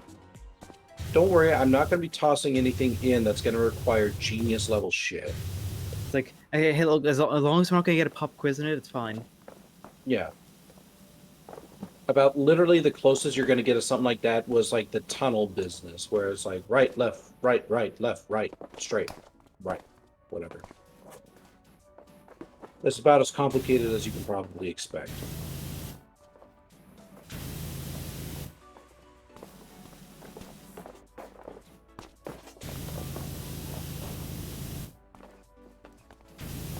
At least like the way I see it, if I don't think about it in the moment, then my character doesn't think about it.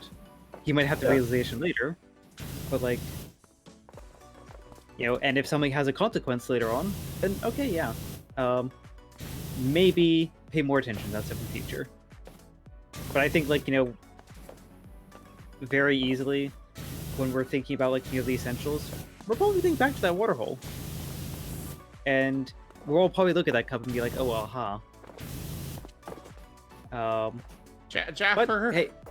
But hey, the same solutions we choose regardless. One might be a faster, more direct way. One might be slower. Yeah. Essentially, Okay, all I I'm give just up. simply saying is just don't be afraid to pay attention. Like, literally, all that it can do is just like you just pick up the little details, and if you guys don't get the details, that's fine. That's just part of how the game goes. But I do try to sprinkle little things in to give you all, that sense of like that aha moment. Yeah. I have very much, though, been enjoying the way you've been doing things all across the board. Watch out, you're gonna make me blush. But I'm looking forward to training montage. And as far as Jet's ghostliness thing goes, if you're wanting him to have an actual trainer for that, by all means, wait. It's not actually a trainer I'm thinking of. But I do want a resolution with it.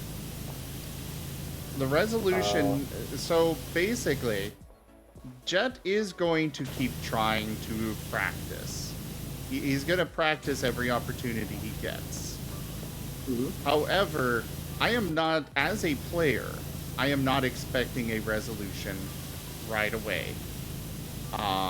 So don't feel like you are pressured, like you have to resolve this now. Please don't feel like that. I am just playing to what Jet is going through. Like we said earlier, analytical mind. It's like, okay, this is something weird. This is something to explore. This is something to understand. I need to understand how this works, and it could possibly cause some problems like it did tonight.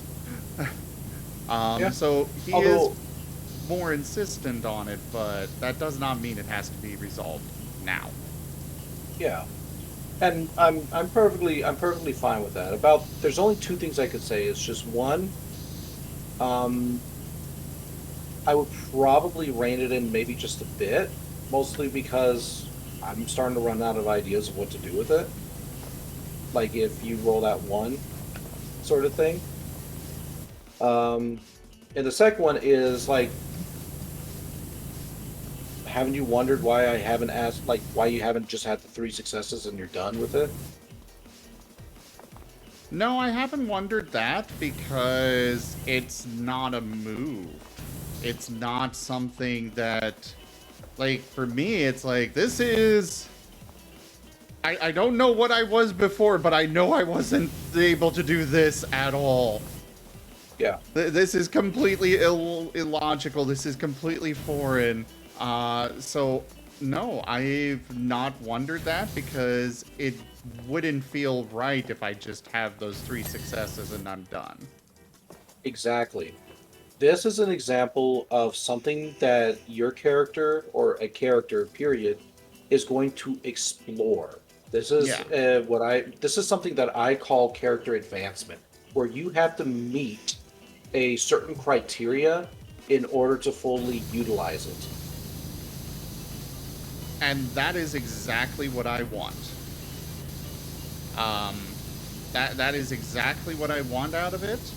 He's still going to be practicing, because that's the only thing he can think of doing, or possibly finding somebody to help, but, well, that's a little not available at the moment. But he's still going to be practicing because he wants to try and understand it, and, you know, practice makes perfect.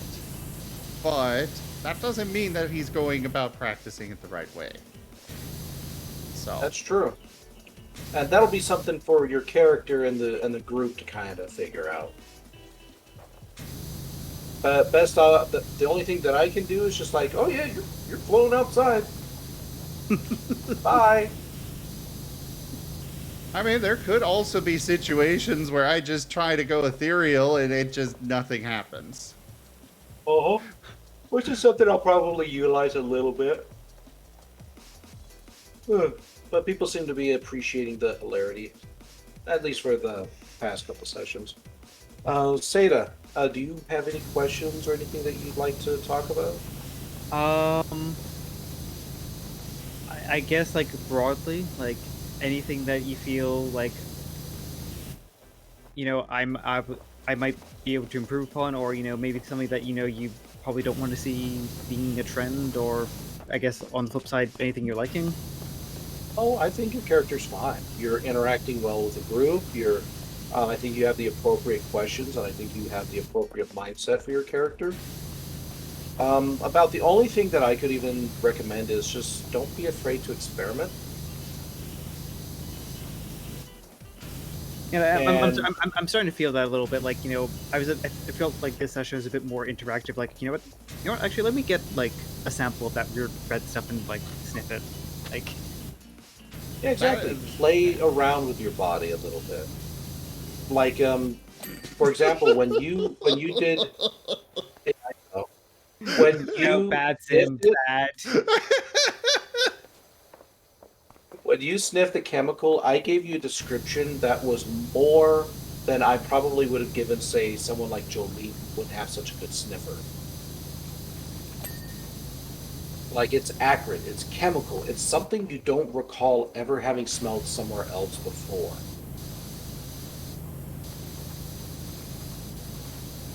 Yep, and I noted that down. Like, yeah, for Jolene, I probably would have said it just smells like a chemical smell.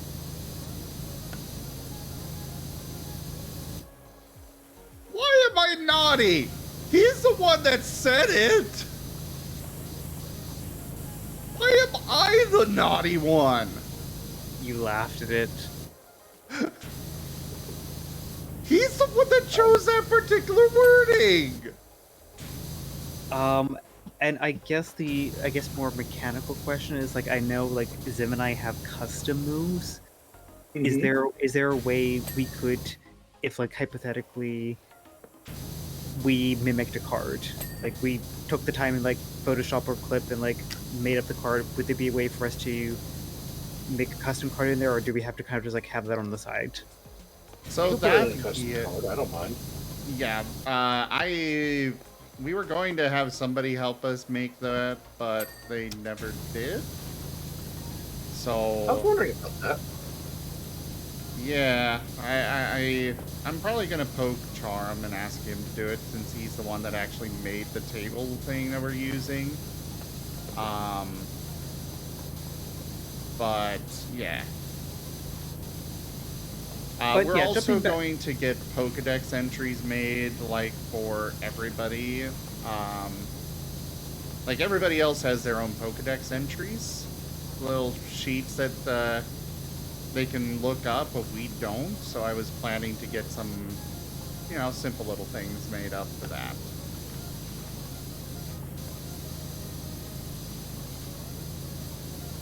But yeah, I think, like, on your point, Rygon, like, I feel like for my character that phase is coming. Like the more analytical side is going to start showing through that now. Like some of those initial questions and concerns are starting to get answered. Like he knows what he is. He knows he's healthy. Like, oh yeah, how did you like that little bit, by the way? Beautiful. Like, in character maybe a little degrading, but like, you know what, he asked the question. You know what, trust the process. And like, Jet has still decided 100% that Dart is little brother. like, I could feel like, I could feel Dart's like hopes and, or not Dart's, Jet's hopes and reality just shadow there, just like, he's not a ghost like me? I'm all alone. Because the way that Doc said it was like, oh, he's not like me, and oh, I'm the only one left? No, she said you had a people. She also hinted at there being some horrible thing that befell them. So what he is thinking, whether it's true or not, is that he is the only one left. Fair enough, fair enough.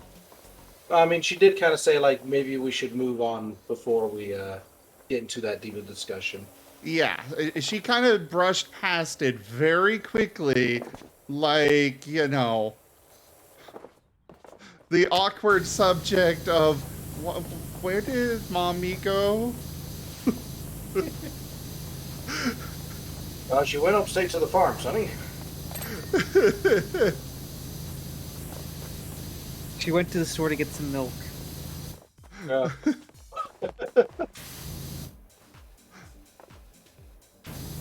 Store, go ahead. the store is 16 years away. Long walk.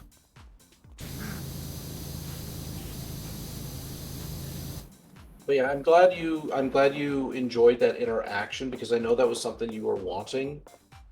So that's kind of what I mean. Like, don't be afraid to communicate with me. I know, surprise, surprise, I do actually listen, or I try to. Doesn't mean I can always insert things in a session, but I always keep it in the back of my mind. Like, for example, you're talking about your move.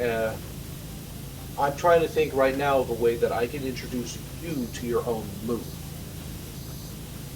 And I think it's right time, right place. Like, exactly. I think, like, you know, probably the, like, only reason why my brain brought it up was just because, like, yeah, you know, kind of like, you know, you subconsciously don't want it to be forgotten. But then, like, you know, there's, like, all these different levers and stuff you're pulling. So, like, you know, it's not, like, you know, we're not going to get the Dart episode where just, like, you have all this Dart exposition and, like, it's just going to be Dart. Like, we could. Please don't. Well, what No, I'm trying no. to think of is I am playing a very delicate game right now with myself because I want to introduce you to your move, but you're playing your character in a way that I want when it finally occurs for you to be a not only a meaningful thing, but something that makes you think, what have I lost? Hmm.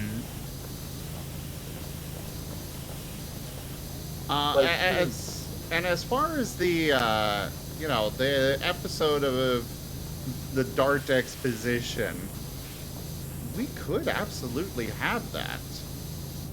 Um, I'm Like- adamantly opposed to that.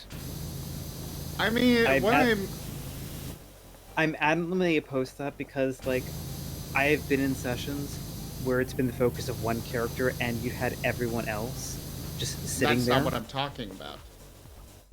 You didn't Elaborate. let me finish. My apologies. I was going to say is that we could absolutely have a session of the Dart exposition with just you and Rygon. Or if you want, you could also, because it does help to have another player to bounce off of, but you don't have to. But you could ask like myself or maybe RZ or somebody else to come along, like ask them out of character, and then in character you also ask them. But this would not be like a Saturday session. This might be a Monday session or something, but just a Dart exposition session where it's mostly focused on Dart, and I am a-okay with that. and Especially now, I'm still opposed to it because I feel like the character's in a really good spot where he's learning things at probably the appropriate pace. Because if like we just decide to say, hey Rygon, like, next time you want to have like a Dart exposition session and just go through everything, then this initial opening arc for the character where he's kind of like just getting to grips of what he is, I think is something I don't want to rush. Well, You that's don't. exactly what I I'm was not about to say. saying to do it now. yeah.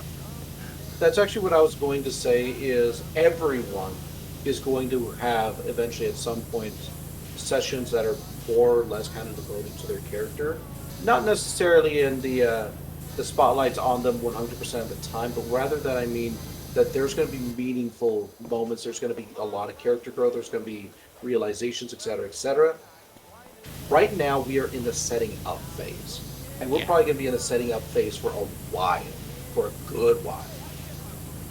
So we are going to have sessions where where one character or another's going to have a focus. But right now, just to help put you at ease, we're not there yet. Oh, I very much figure we're still in the setup phase. The most that we'll probably see here is your character engages with an NPC, for example, and you learn a little bit more about the world, you learn a little bit more about your species, stuff like that. But it wouldn't be one of those things where, okay, I'm just going to dump all the information on you at once. Like if you notice with Doc gave you a little bit, but she didn't give you everything. Yeah, and I was out to bring up Doc. Like, Doc was perfect. Like, Oh yeah. you seem to be rock rope. You seem to be, the steel ground form. And hell, let me just check to make sure you're healthy for best I can. Who knows? I might have fleas. Like, They're pretty tough fleas. I can already see it now. Like your character's just kind of scratching a little bit, and everyone is just hearing like little dings, dings, ding, ding, ding, ding, ding, just in your fur as they try biting on the metallic skin. Yeah, they're steel type fleas. it just basically Durants. Right.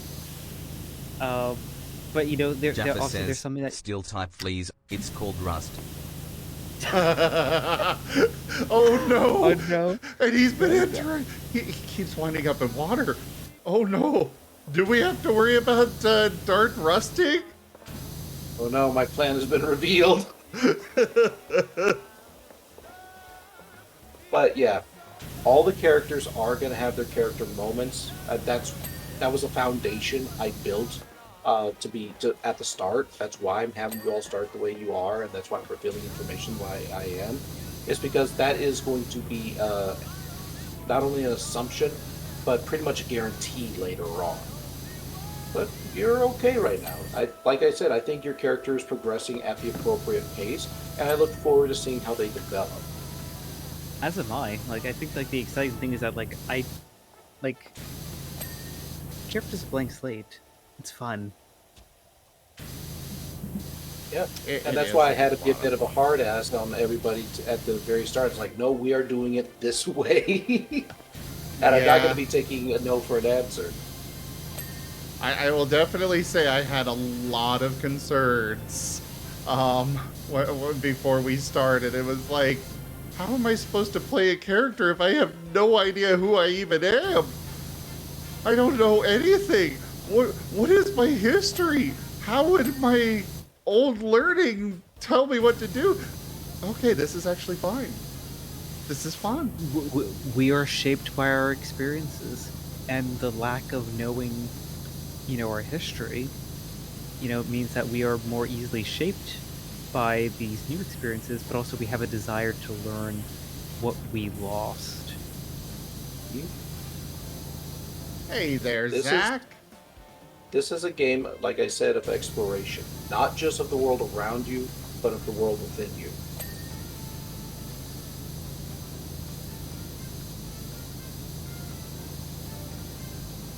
I am so excited to know more. I want to play. I still want to play more. You gotta give me a bit of time. I need- I need to build more structure. Yeah. I need my fixed Jaffa band. Come says, on. Zim, once I get my voice back, I'll do a one-shot of a paranoia game. It's so secretive, there are parts of the book the DM isn't allowed to read. Oh yeah. What were you saying, Zeta? I was gonna say, yeah, as much as I've enjoyed this triple header opening, I'm perfectly fine with just the once a week. It keeps the hype and anticipation. And I mean, I'm fine with doing improv, but I need to start developing a little bit more structure because, quite frankly, this section of the city I just don't have developed enough.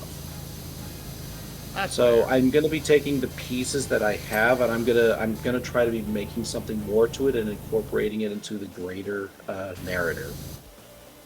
Like, for example, why are there giant monsters? That's a question I now need to answer. Why was it abandoned? Why Probably do because they of call the- it abandoned? It's abandoned because there's giant house-sized monsters in the area. Um, who is the mysterious stranger knocking on the door? Are they in fact actually a pizza delivery man? Trying to get that 30 minutes or less. Who Well, Who ordered the pizza? Let me ask you this, because I don't know if this is a detail you all picked up. If this is the person who set up the safe house, why are they knocking? Oh, I Um, definitely was not thinking it was the person that set it up, but I'm thinking maybe it's somebody else that followed the same signs we did. Or, if it is the person who set up the safe house, knocking is a way to, let them know that, hey, I'm a friend. I'm not trying to sneak up on you and attack you. Please don't freak out.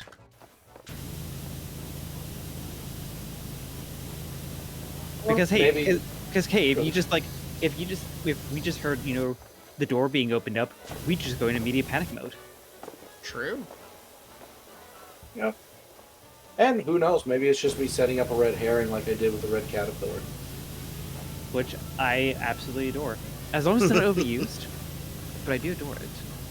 Oh, don't worry, it's not going to be overused, but Oh no, no, you gotta. Tiny is going to definitely have to be a recurring nemesis. Oh, you don't oh really- yeah, they're definitely going to be. But yeah, that's actually a good point right there. Of you can't allow your knowledge of the games and your expectations to dictate your experience.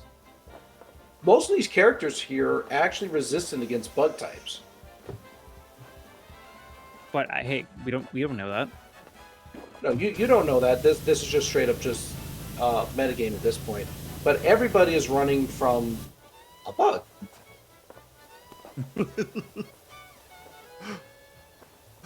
A bug that Don't can give do me- a superhero landing. A bug that can do a superhero landing. So that's what I mean. Like, you can't allow your expectations and knowledge of the games to dictate your actions and whatnot that's going on in the game itself. Because quite frankly, I don't give a shit about any of that stuff. A bug that can sucker punch me and send me flying through a goddamn window. Though I definitely deserve that. Yeah. What, the deep voice didn't tell you? I was not expecting him to sucker punch me like that. I was expecting him to be strong for sure, but I was not expecting that. But it was still, I definitely deserved it. He even gave you the little preamble, the hint, for those two guys talking about him. Like, yeah, we're gonna send Tiny up to go guard him. Oh, Tiny, are you sure about that?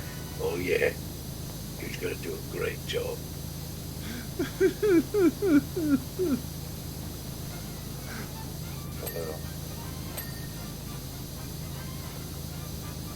Yeah, I am looking forward to seeing how this all develops. I just need the time to think and to develop a bit more. And honestly, depending on how things go, I might even have to skip this next Saturday session to give myself a bit more time, but we'll have to see.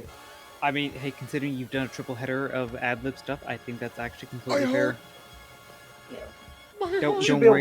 Don't worry, I know CPR.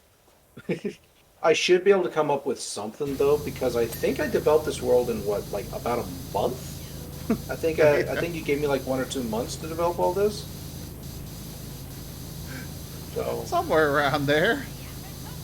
yeah, so I should be able to come up with something eventually. But yeah, so Seda, I can't stress this enough, I really am enjoying how you've been playing your character, and I really, really look forward to seeing how they grow and what you choose to do with them. Especially since you're kind of coming in a little bit late to the session, or to the campaign.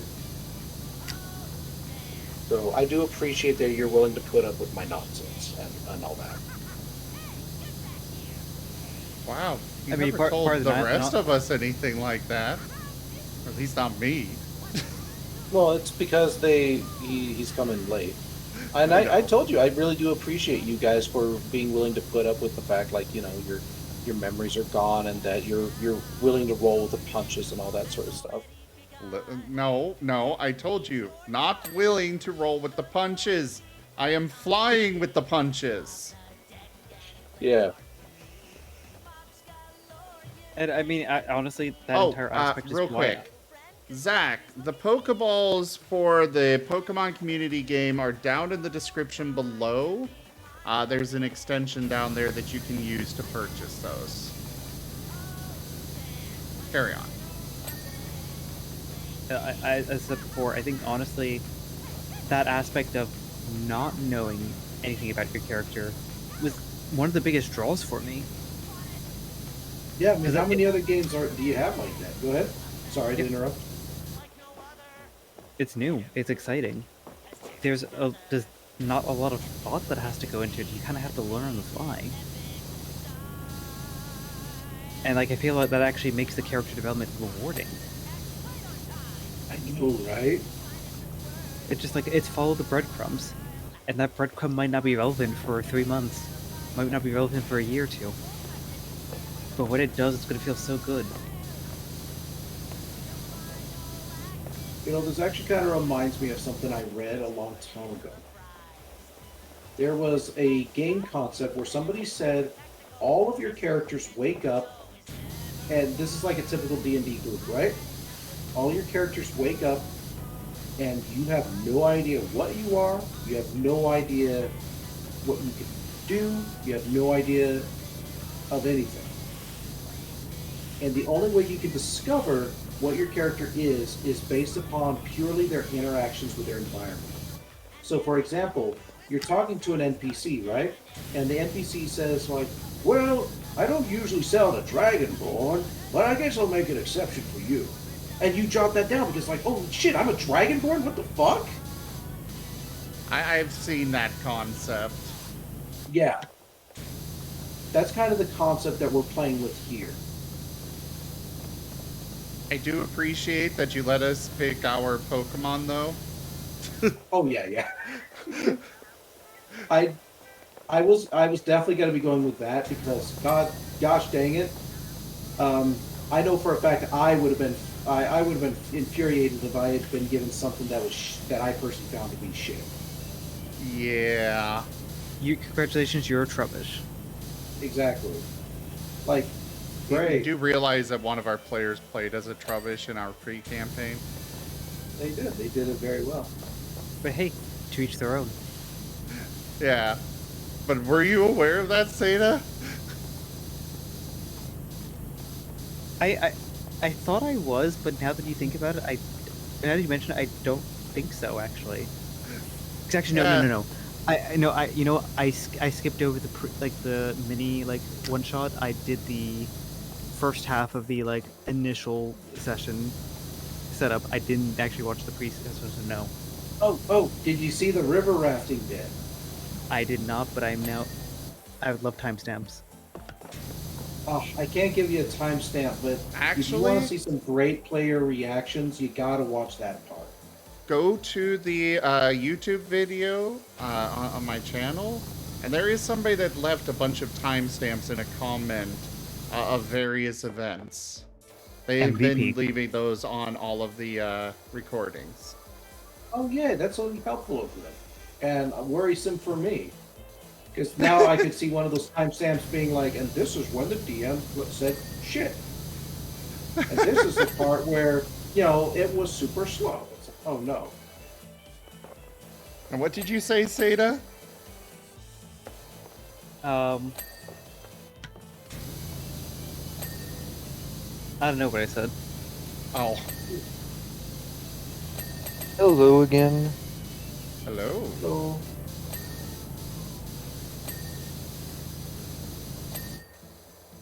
You're up rather late again, Zim. What do you mean up rather late again? It's 4:30. This is normal.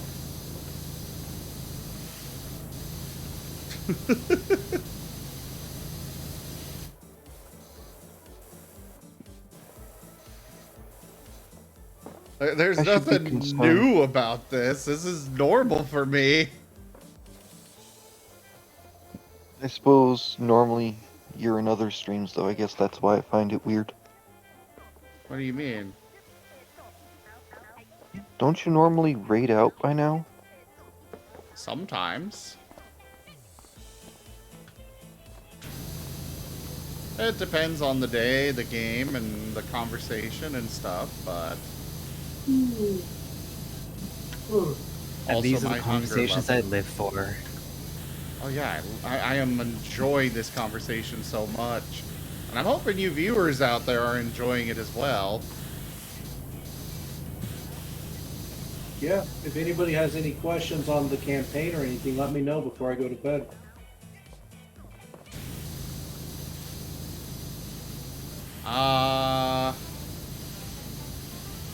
Is Do I Jeff have to- going to be able to fly?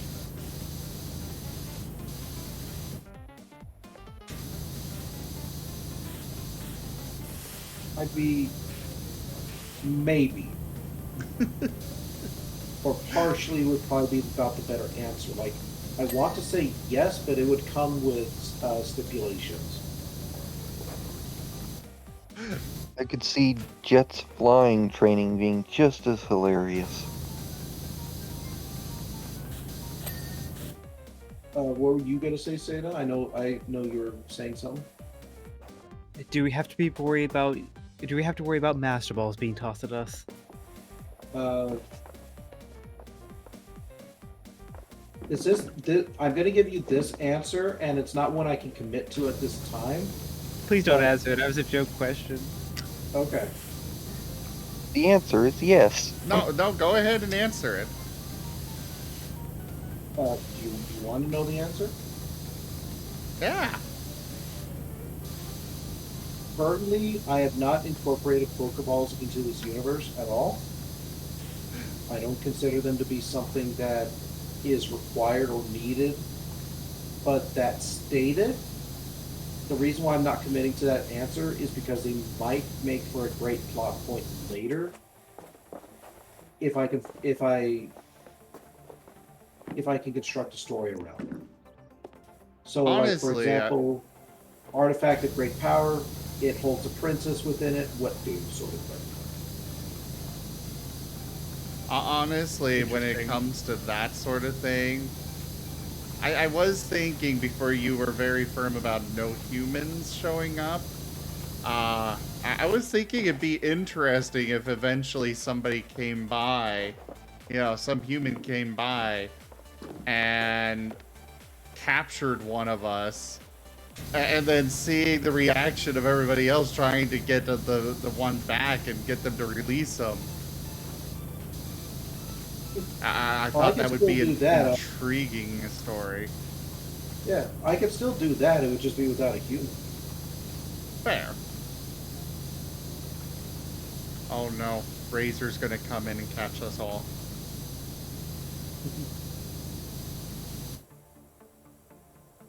Because, Razor's story is that he's a Pokemon trainer. That is true. And All right, if I He can just get... wants. Go ahead. I was gonna say he just wants to be the very best that no one ever was. Sure. All right, if I can get 3 more genuine questions, I'll actually give you all a little thing for what I plan on doing with the next session. Legitimate questions. I'm actually torn about asking because I kind of feel like I want to be surprised in character and as in person. Well, it's not going to be something like, oh, you're going to experience this, this, this. It's literally going to be one word. And I'm going to let it eat away at you all quickly. Yeah, Seda, when he says something like that, it is literally going to be one of those, oh god, what is he thinking? Like, our hint for the very first session was Dragon Egg.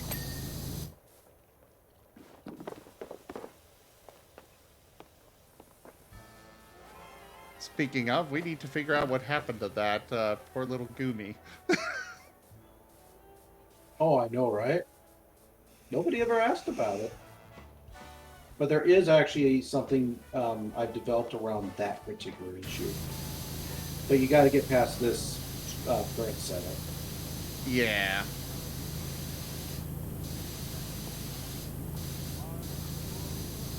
Yeah, it will literally just be one word, and I'll let you all debate on what it's about.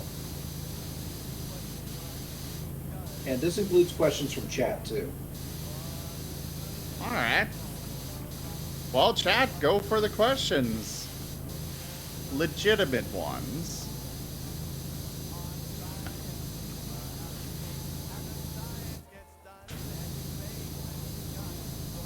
What do I want to know, though? Oh, like it's Initial question. This cult, the I keep on forgetting the name. They're just a cult in my mind. oh fuck, now you're making me think about Alabaster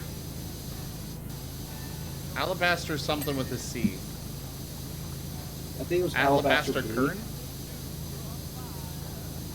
Fuck, I need to actually look at my note. It's starting to get late. My mind's going blah. I think I called him Alabaster Gleam. Gleam, yes. Yeah, but I could be wrong. No, that was it. My question there is, from their initial introduction, has their scope changed from what you originally envisioned for them? Or are you kind of right on track for what you wrote? A bit of both, actually. They're operating the way I intended them to operate, but they are bigger in scope than I had anticipated. So, about the best way I could set this is, you know, con men, right? Mm-hmm. You could get that dude who's just like, say, swindling people on the street with the 3 cups and a ball. They're selling the snake oil. Yeah. Now, also imagine a con man who's like, I don't know, sells fake real estate to people. That's much bigger, much grander, takes a lot more out of it. That's the kind of stuff that we're talking about here. This cult was meant to be operating at a smaller level, and they are kind of now operating at a bigger level than I had intended, but they're still operating in the same scope, if that makes any sense. Mm-hmm. And it's just one of those things. It's a pleasant development, and I'm just running along with it. Naylin is asking, so Jet and Dart have custom moves. Do all of the characters have custom things planned? If they want it. Slitherite is asking, my question would be, did anything super important, I assume you mean happen this last session? Yeah, something very important did happen this last session. Like something that I actually was probably not going to be revealing for a while, but I decided that this was actually an appropriate place to do it. Yeah, he revealed that Jet is all alone. I'm sure Jet my is players can guess what it was. Jet is a dead ghost doggo that is all alone in the world now. We're going to be like, you know, if this was a different campaign, we'd be asking what kind of font that thing was in. What kind of Font? The font. You know, was it Times New Roman, Arial, Comic Sans? Custom.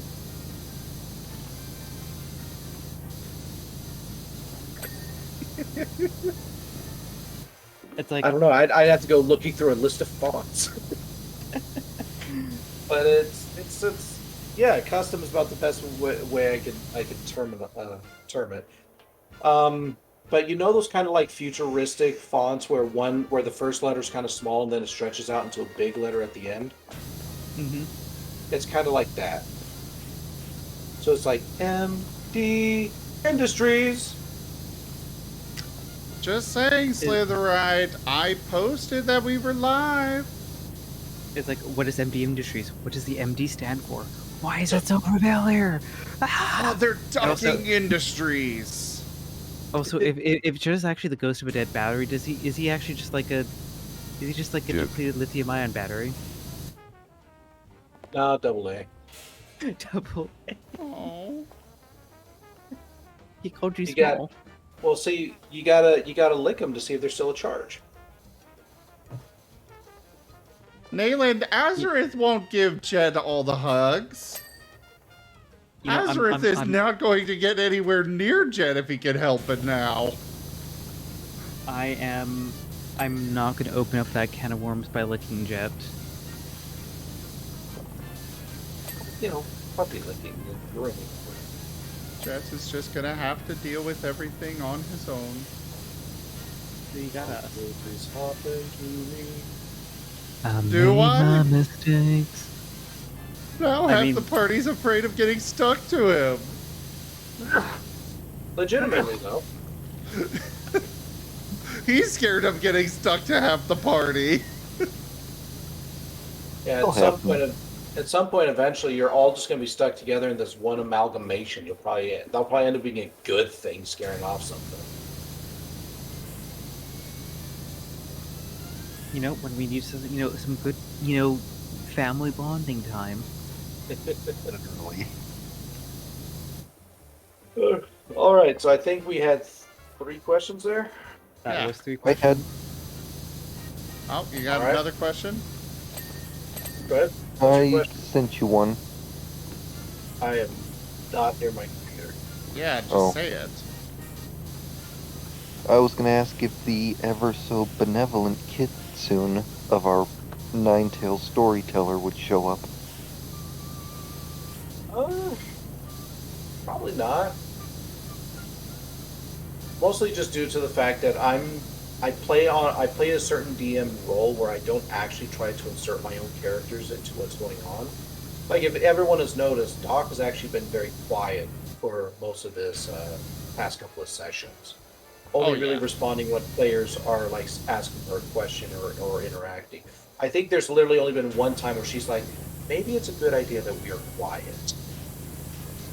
And that was more of me giving the players a little hint, like, hey, you should probably act in a certain way, sort of thing. Yeah, you've been But, playing them very well for having her involved and stuff. Yeah, but I don't like self-insertions, and there are some DMs out there who want to play as a part of their own game, and they will force their own characters into the party, and then will of course, well, they're the DM, they know everything, so their characters react accordingly, and that's the kind of DM I want to avoid being.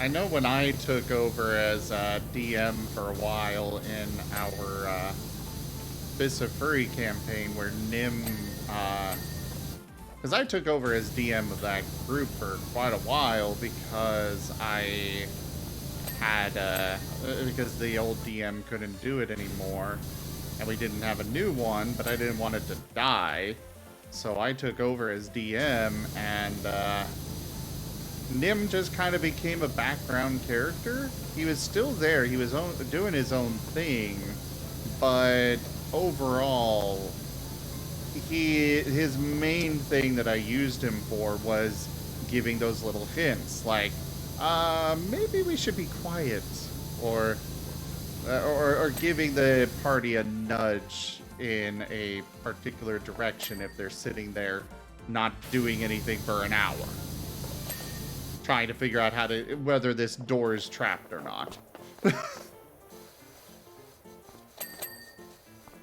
But anyways, what's our hint?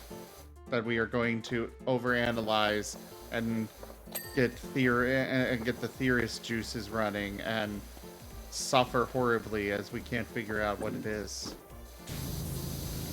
Okay. Well, does anyone else have any other questions they want to answer? Because as soon as I say this hint, I'm logging off. Oh. Well, then in that case, no. don't ever tell us. No question, but really appreciate all you do. You're doing a fantastic job. So when actually, question: when will you move past your self-doubt? When I feel more established. Like I said, I've literally only ran 3 one-shots before I ran this more extended campaign. So this is me very much diving into a much bigger project, and I'm still trying to find my feet. King William has a question. Is Jet dead, and if so, how? No, Jet's not dead. I believe we established that. If ghost-type Pokemon generally aren't dead. What I was going to say, Raigon, is... Actually, most ghost-type Pokemon are actually dead. But there are a few exceptions where they are just more touched by death rather than actually dead. Yeah, and that's kind of what I explained to you, because I know you had some concerns about the etherealness of your character. Is you're not dead, you're just simply living a different kind of life. Yeah. I wanted to play a ghost-type character, but I didn't want to actually be undead. And thankfully, we're doing this now because it's only recently that Pokemon has introduced ghost-type Pokemon that aren't actually undead, but rather, like, touched by death. Or, like in the case of Hisuian Typhlosion, they apparently eat spirits and such. And so it's kind of like a demon hunter getting, absorbing the power of the demon in order to more effectively fight demons. It's kind of that concept. You were going to say something, Seda? Yeah, I was going to just say, and yeah, Rygon, you will. Lunar Frost, the DM I spoke so highly about, that was his first campaign. And I, at least from my perspective as a player, I think the best DMs are the ones that focus on story first and then, warm up to the mechanics. You're doing just that. Well, I'm actually pretty lucky with this system is that it allows me flexibility as a DM, where I can just literally say, all right, roll strength, and you roll strength, and we don't have it attached to a bunch of different, other blockers and shit. I could just say, all right, you've rolled strength, this is the outcome. I don't have to get weighed down by a ton of different rules. Dragapult. Isn't that the fossil Pokemon from... No, Dragapult's the one that decides to shoot the youngsters at people. But either way, those are very recent examples. Sword and Shield, despite being several years old at this point, compared to the overall lifespan of... Yeah, it is several years old, but compared to the overall life of Pokemon, they are still very recent. And so it is still a recent example of Pokemon that aren't actually undead, or, ghost types that aren't actually undead. But Gengar, Ghastly, Haunter, they're all undead. They are actual ghosts. They are spirits of various Pokemon.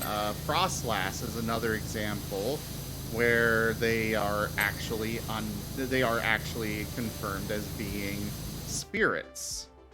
Phantom, yes. A mouse. Sun and Moon is two, also still relatively recent. It is a bit older, yes, but it is relatively recent.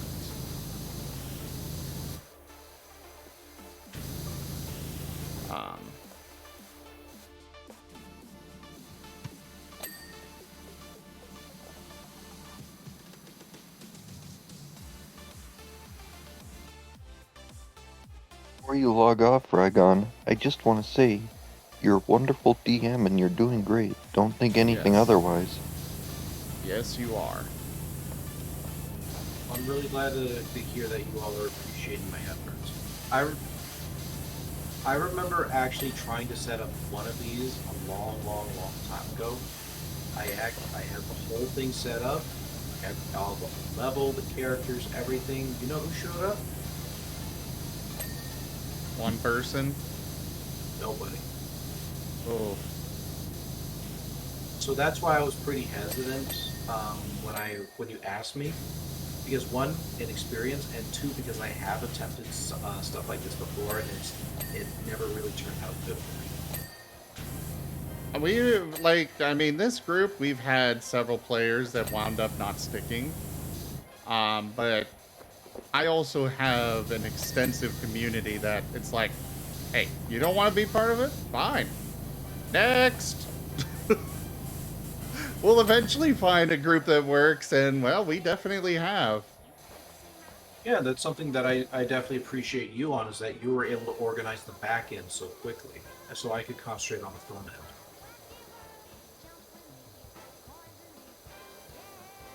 end. If we need another player at some point, hopefully we don't, but if we do, I can find somebody pretty easily. Yep. I will say, though, I don't think you can replace the DM on this one. No, I couldn't. So you are stuck here forever.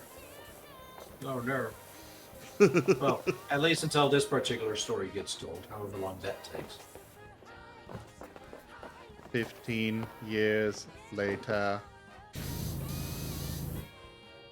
Alright, do we have any other questions? No, this time, hit us with the dark, terrible secret. Ooh, the dark, terrible secret. Alright, you all ready? Yeah. Alright, the hint is sound like fire. Sound Dun, like dun, dun. fire? Yes. That is your hint.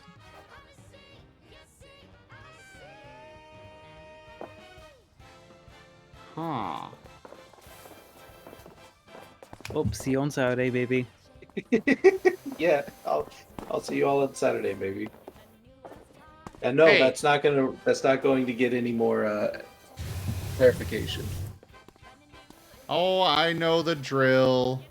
I don't like the drill, but I know the drill. That's 3 words? Ah, you caught me. No, actually, it's all one word. It's actually a name. It could be. I was gonna go with just one word, but I felt like no, that actually would probably be a bit too obvious.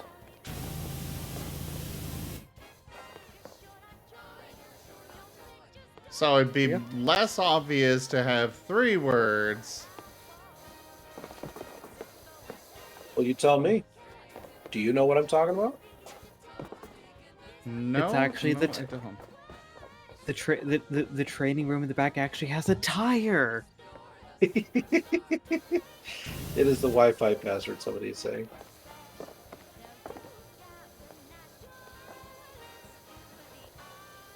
Alright. Well, again, Rygon, you are incredible. Thank you so much for running. I really appreciate it. You bet. And honestly, like I will say time and time again, it doesn't matter what my efforts are. You all are the ones who are running the story, who are willing to explore. You know, I can set up all the things in the world, but if I have nobody to come in and actually enjoy them, it doesn't really matter.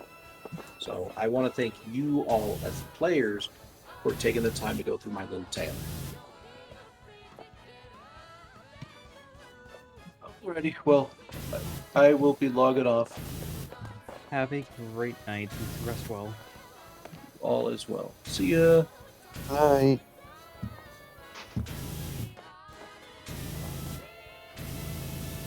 So, Jaffer, when are we going to get your campaign going again? Because I miss Demon Slaying Duo, too.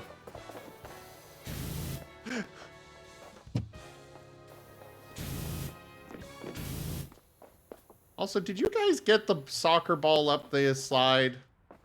I did not. I don't know how the hell it's possible.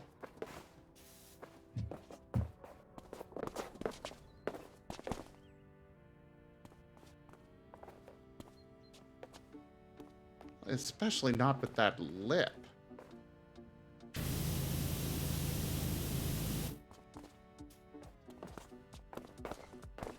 And the fact that for some reason we walk onto the ball instead of, you know, kicking it.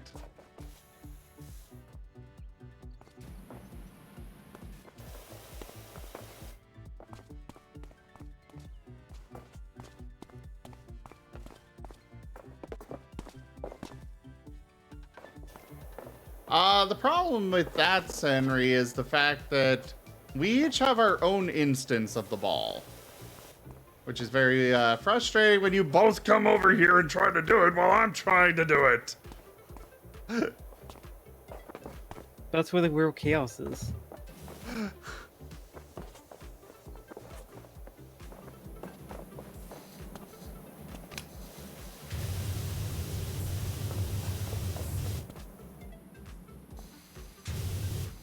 Okay.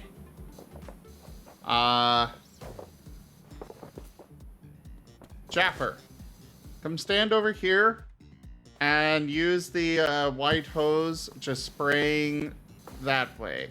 But don't do it yet. Just crouch down and spray. Seda, you come to the other side. Keep it balanced in the middle. I'll let you guys know when to turn on your sprayers.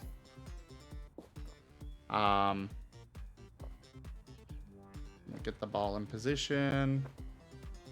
So basically, I want you guys shooting from the sides and keep it in the middle. Ball, would you please work with me and stop rolling all over the place? Okay, I think that's about as good as I'm going to get. Juke. Right now on my side, it is right at the base of the slide. There we go. Stop. Okay. So, you know, well, we keep, you know, go 90-degree edge. Or actually, I guess a little bit less would be fine. But it's right on the bottom, and I'm going to use my red sprayer to try and spray it up. So you guys keep Okay. it in the middle with your yellow sprayers. 3, 2, 1, go.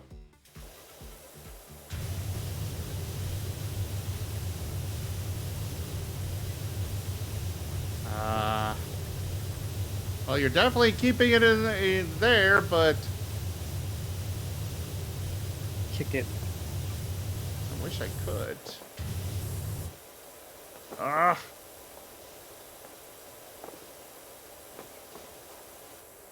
Ah. Wait, Jaffer, you turned off your hose.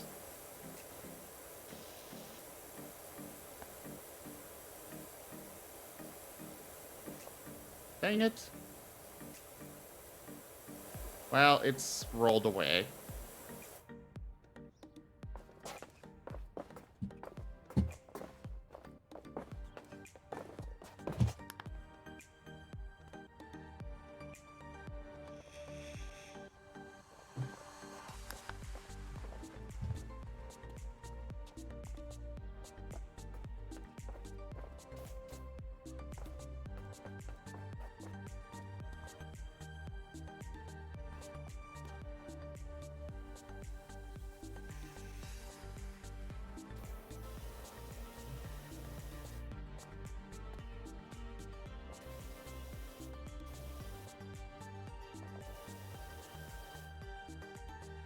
Maybe.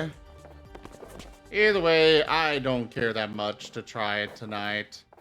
I'm gonna finish up this level, and then I think I'm gonna call it.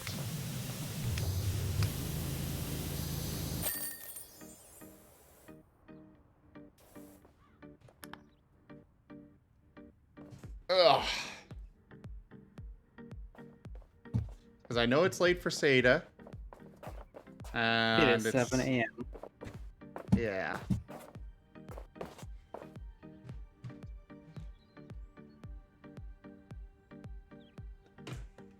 Have egg. Well, thank you.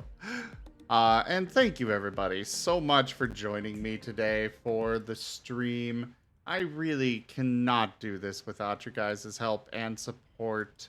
Thank you so much for coming by, both for Pokerole earlier, as well as hanging out with us in our little after game here sort of thing. Check out our website though, zgfgaming.com. We've got links for our Discord, Telegram, Twitter, Patreon, and more there on the website, as well as down in the description below through our link tree. Thank you to my patrons, donators, and subscribers. It is because of your support that I'm able to continue bringing these streams to you all. I seriously cannot do this without your guys' help and support, so thank you. Consider becoming a patron over at patreon.com/zgfgaming. It is because of your support that I'm able to continue bringing... I think I already said this. Dang it. You all know the drill. Come support however you can. I'm tired. I'm gonna bid Get you all some the rest. most fondest adieu. Have a great night, everybody.